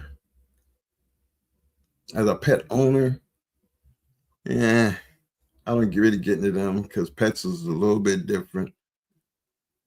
And we deal, I have a pet, my little Maldoodle. That's my wife's pet. My dogs, they all gonna have a purpose. And that's what the majority of anybody that's in this chat room, anybody who watches these videos, you've already had your mind made up. You've either done it, or you're looking to be better at what you're doing, and you're just here for the entertainment, the education, right? And the enjoyment of just being amongst people of your peers. Take full advantage of that, man. Rock with it. Don't hate it. Don't hate on it. Don't be one of them. Be the one that they want to have to talk about. Let them start hating on you. You'll learn to appreciate the fact that, hey, if I wasn't shit, they wouldn't be having shit to talk about. We're going to leave it at that. Because it's easier for me to say that and know I stand on the fact that I always and will always scratch the win. And again, this ain't built for everybody, but that's okay. Now, show me your love because I need my thumbs up, thumbs up, thumbs up, thumbs up. I need my muscles. Now, shoot me some damn roses. Mike need them damn roses. Y'all better show me some love because y'all know I don't really get into these conversations much, but I love to have them. I love to have them because I don't want y'all to think I'm just like a Stephen A. Smith. I'm like the henchman. Desmond Brown, I see you, fam. Big shout out to my man Melee 420 said twin would love to give y'all a pup if you can get my bitch bred up. I know y'all would love how she's put together. Melee, you already know, fam. You got that email address down there, going hard, reloaded at Gmail. Fire those shit over there. If it doesn't get picked up or you don't get an answer back, you know, we're here Tuesday and Fridays. You know, I'm gonna see it. Mo will always dive in because remember, he did his little medical thing and everything. And sometimes when we walk away from this show, there's so many other things that we get caught up in that we really don't never visit these motherfuckers until it's time to do them. But don't ever think we forget about you. And if you put it out there to be reached, we will reach it. And he will reach out to you. And I would love, you know, for people, you know, hell, Mason always offering shit. You know what I'm saying? No. You don't have to give a shit. Mo will help you. That's just who he is. He will help you get your shit bred up the right way, especially if you say, how would you do it? And he will help you make it happen. If you look at the history of this dog game, we ain't gonna never be the first to do it because it has already been done. So we don't have no problem going on our way to help anybody do whatever they're trying to do, especially based off the many people that we know. So why would we change that? We don't get into what people do and what y'all do and how y'all do it, you know, but we share with you the knowledge, and we will share the knowledge and the people that we know, because them people that did it for us don't have a problem doing it for anybody else. And I'm not going to say everybody has had, you know, everybody can have that, you know, to do that. But then that's why we play the buffer in between, because we're not going to turn good people into, you know, turn our good people on the people that are shitty people. We're just not going to do that because they don't deserve that. So, Melee, you've been around a long time, fam. There is no reason why we wouldn't do that for you. You got that email, goinghardreloaded@gmail.com. Hold on. Did I miss something here? Okay, I was going to say, I don't see none of my roses. Oh, there they go. There they go. I ain't go down far enough. So big shout out to my man Melee. Okay, I feel you, Mo. Oh, yeah. There's mine. You're right.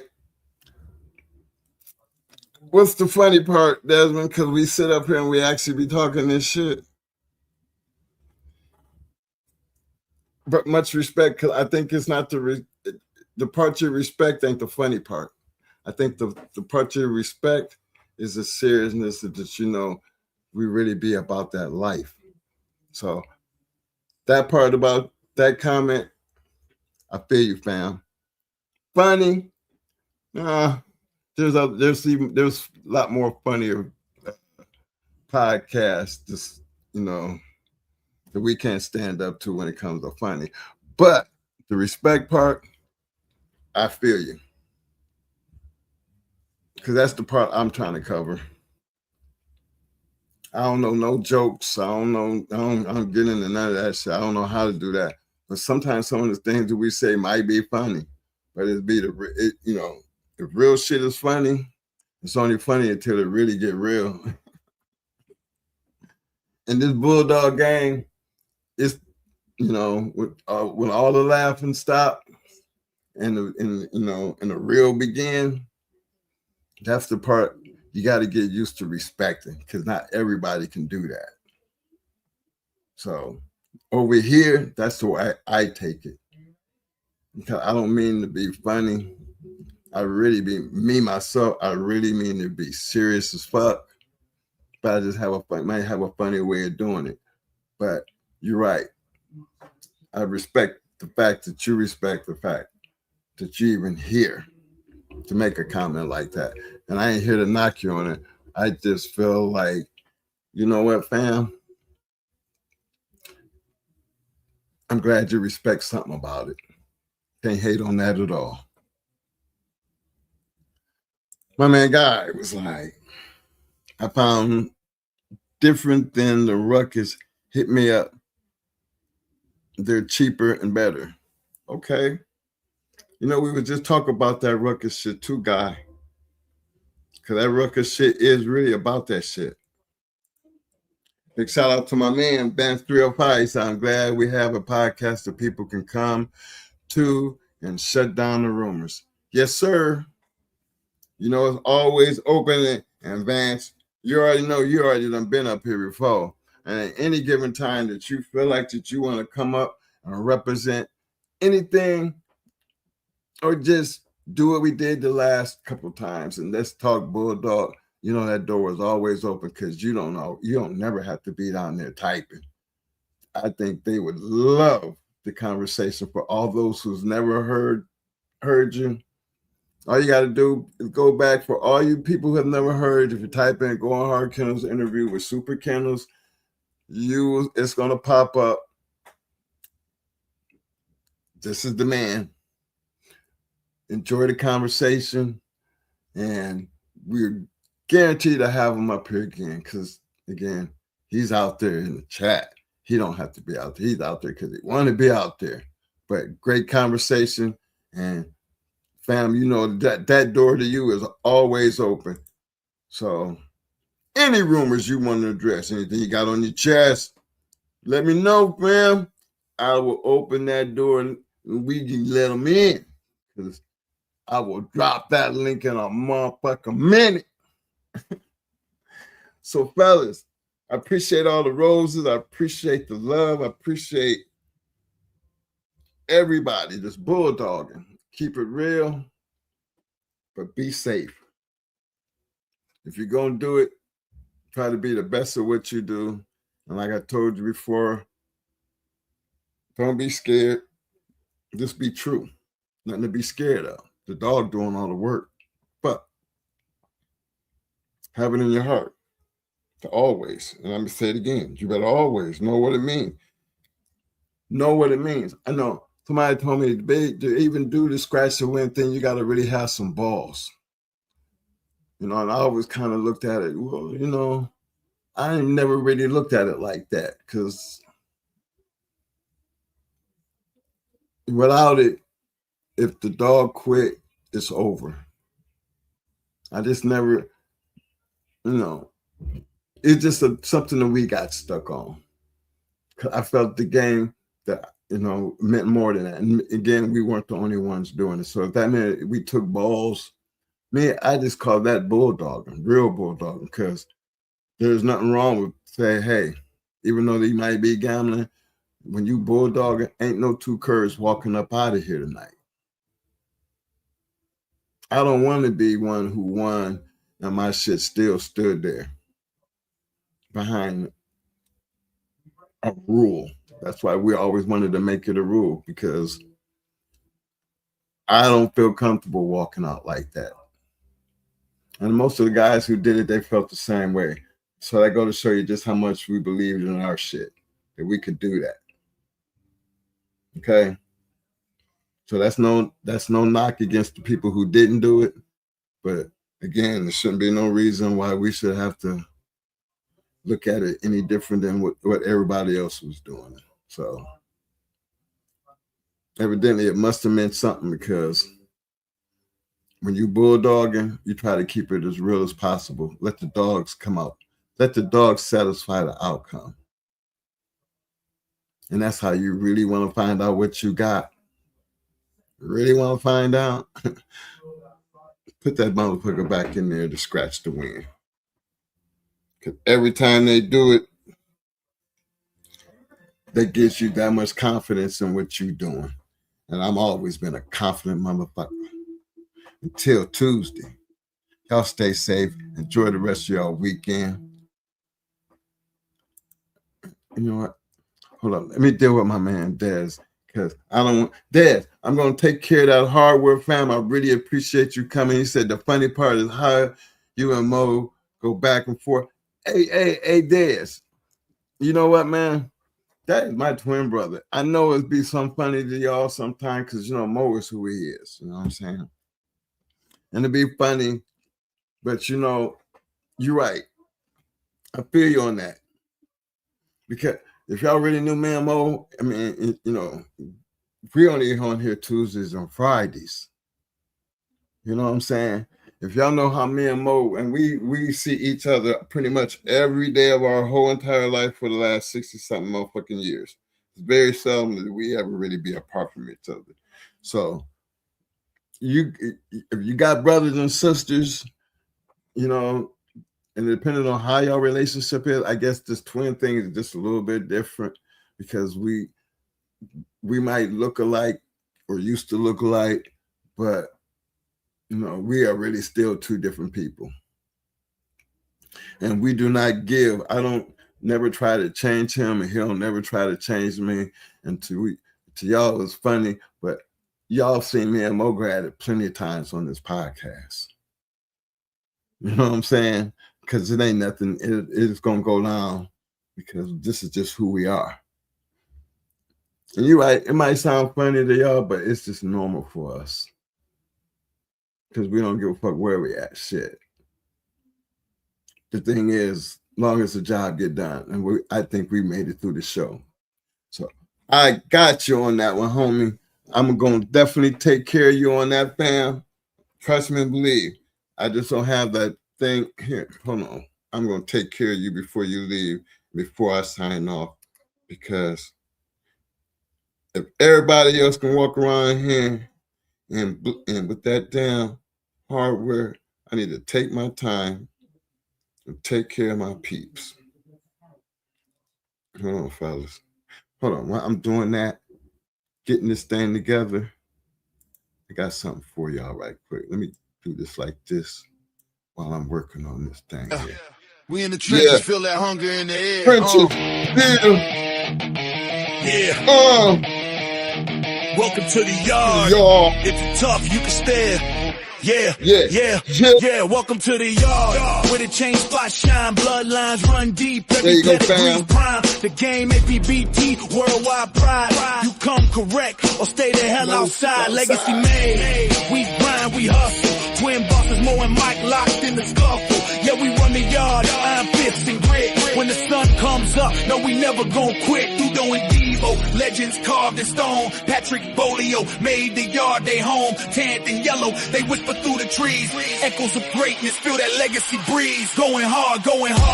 Yeah, we run this yard, nothing but the best. We don't play it soft, bloodline stack heavy 52. Way so strong in this dog-eat-dog world. We know where we belong, the yard where greatness prevail. Pressure creates knowledge and hard work. It's how history bakes all on the fucking deal. Pressure creates knowledge and hard work. It's how history bakes. Tails in the dirt. Every chain spot turn, lessons learned hard. Like the scars we earn, no shortcuts taken. Champions ain't bought, just blood and sweat. This legacy taught from Mayday to Ace, Buck to G. Every warrior counts, we ain't losing no sleep. Heat like a furnace. Knowledge is the key. In the yard we trust, we got the pedigree. Feel the intensity, blaze in the fight. In the shadows of the yard, we rewrite the night. From the ring to the chain, we like kings cut out. Mo and Mike, every victory's what we shout. Going hard, going hard. We run this yard, nothing but the best. We don't play it all, bloodline stacked heavy. 52, way so strong in this dog-eat-dog world. We know where we belong, the yard in the dirt. Yeah, knowledge and hard work. It's how history made y'all in the dirt. Yeah, knowledge and hard work. It's how history made. Yeah, legacy in the dirt. Yeah, to that fame. The game APBT. Remember the name, so step back. If you can't handle the heat, you guys going hard. Yeah, on repeat, it's Mo and Mike. Kings in this game, going hard. Kennels forever ain't the same, nigga. I'm gonna get that to you, guy. I'm gonna look out, man. Look, I'm gonna get these out here. I didn't want to do them out here like that because you can always, I think, you can download them. Yeah, I'm gonna put them together so you can just download them and have. And I think that's if y'all want them, you got the email right there. You put it out there. I'll make sure I download it to you because I'm not trying to sell tracks. I just try to get it out there, fellas, and just keep it real. If you enjoy them, hit me up on the email. I get them over to you. Other than that, I will see y'all Tuesday. And, you know, I got to rock my other shit as I bump up out of here. I can even download this.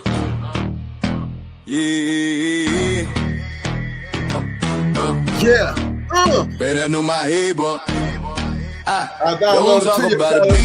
That's the code we live in the game. With the people see proving how to give from the pit to the trophies and the chain. Every game, don't talk about it, be about it. Don't talk about it, be about it. That's the code we live in the game. With the people see the proof and how to give from the pit to the trophies. Every chain, every game, don't talk about it, be about it.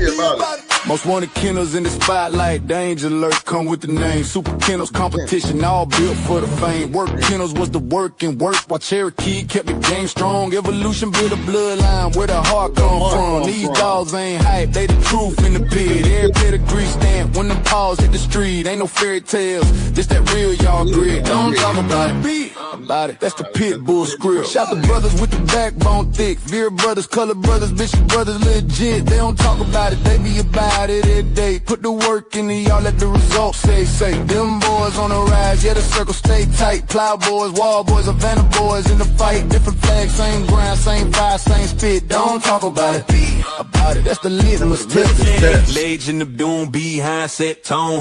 Loctite, locked in, carved in stone.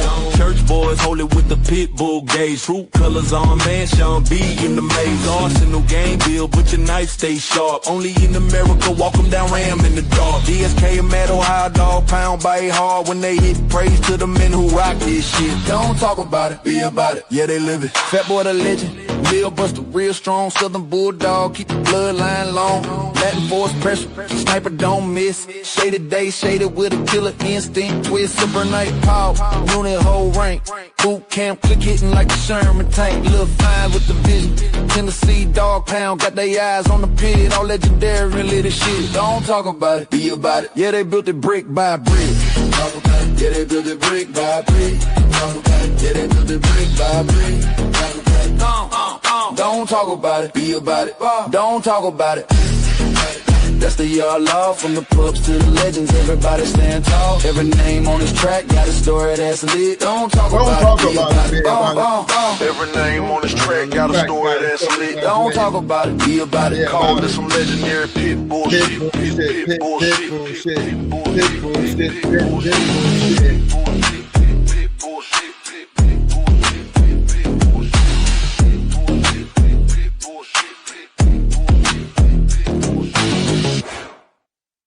Yeah. It's Mo and Mike in the house. Going hard with the legends. Paying homage, you know. Yo. Twins Mo and Mike, we running this game. Legends in the making, never gonna be the same. Kennels popping hard, these game dogs raised right. The brat Pretty mama, they shining so bright. La Mayday, what a day, they breathe the heat. Red Ruby L-Rod, they can't accept defeat. With 38 special and yellow bird, we top tier. Champions, grand champions, ain't no fear. Run the register, I'm merit, we got the elite. Mayday bug Jeep, yellow Frisco, feel the beat. Females like honey bunching awesome, baby, we tight. Bloodline strong, spreading knowledge, taking flight. Scratch to win, don't talk about it. We the real deal, you know it's no doubt about it. KPTO, the modern Earl Tudor. Got in the pack, making moves like a tutor. APT, family thick, like legends in the game. Legend of them, Triple M. Shout out the name, Deep South, Roadblock. We upholding tradition. Mama, Southern Kennels, we got that ambition. Hardcore hitters, Stone City brings the fire. The Abrahams, the fam lifting us higher. Run the register, I'm merit, we got the elite. Mayday bug Jeep, yellow Frisco, feel the beat. Females like honey bunching awesome, baby, we tight. Bloodline strong, spreading knowledge, taking flight. Scratch to win, don't talk, be about it. We the real deal, you know it's true, no doubt about it. Listen up, respect the hustle, respect the grind. Ben, Nate Dogg, putting in work intertwined. Keeping that legendary status alive, you feel? Don't hate on the ride, catch the bus, we keep it real. What's history without a future? We pay the way, Captain. We make it happen, that's the play. So here's to the champions, run the race, stand tall. Twins, Mo and Mike, we gon' answer the call.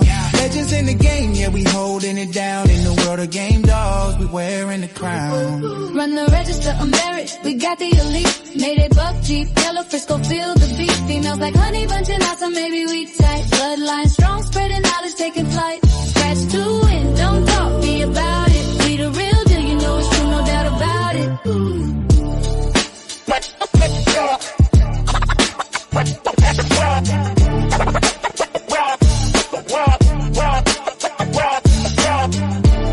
Shout out to Ohio Cash, the man with the plan, Rastaman Boom, Schoolboy, aka the. There's levels to this game. Develop your game. Develop your game. Develop your game. Develop your game. Rob.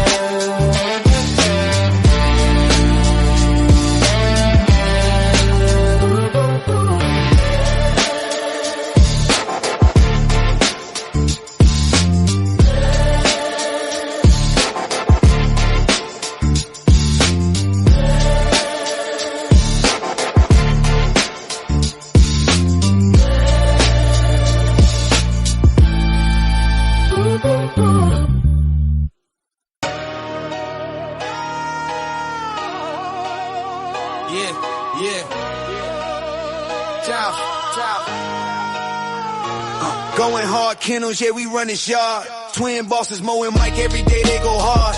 Line stack heavy like a deck full of cars. From yellow Mayday 8s, they bred real stars. Welcome to the yard where the legends get raised, where the chain spots shine and the bloodlines praise. Grand champ King Kunta with that royal type stride. Red Ruby in the pen, red hot worldwide. The brat in the cut, keep the hustle on track. Pretty mama got the look and the structure intact. L-Ride bring the heat, Yellow Bird bring the flame. Gus and 38 special certified in the game. What day in the ring, crowd love in the scene. Dogs moving like ghosts in the champion's dream. From yellow to buck, their foundation is tough. Yellow buck in the veins, yeah, the roots run rough. Mayday in the pedigree, ace in the spine. That old school fire still alive in the line. Twin brothers in command, pushing forward with pride. Going hard on the banner, let the whole world ride. Hard work in the yard, every sunrise earned. Legacy in the dirt, with every chain spot turn. No shortcuts, taking no champions bought. Just blood, sweat, time, and the lessons they taught. Going hard, Kennels, yeah, we run this yard. Twin bosses, Mo and Mike, every day they go hard. Line stack heavy like a deck full of cards. Yellow Mayday ace turning pups into stars. Sheriff Pal bought us in the game, stamp legit. Find him in Tornadoes pedigree. Hall of Fame, double grand champion. James Pogay, the formula showed how to build and sustain. Blueprints in the blood, yeah, the knowledge remain. T.O. our partner, Ohio Cash showed how to win. Turn losses into lessons, now it's trophies we spin. Mama, Triple M, deep south in the mix. Arsenal, Kennels, Stone City, solid foundations, no tricks. Hardcore, BLB up in the spec, it's 6. Yes, yes.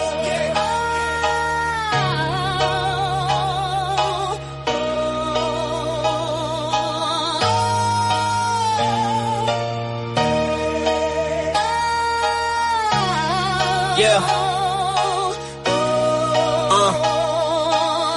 Tom, Dick, Todd, Tony Wade, Southern Kennels, real ones through time. Time from Pro Set, Windy City, combined in place, low type, apex pressure built for the chase. Gotta eat boys, black ice, hunger sharp as a blade. Third verse for the legacy, every debt fully paid.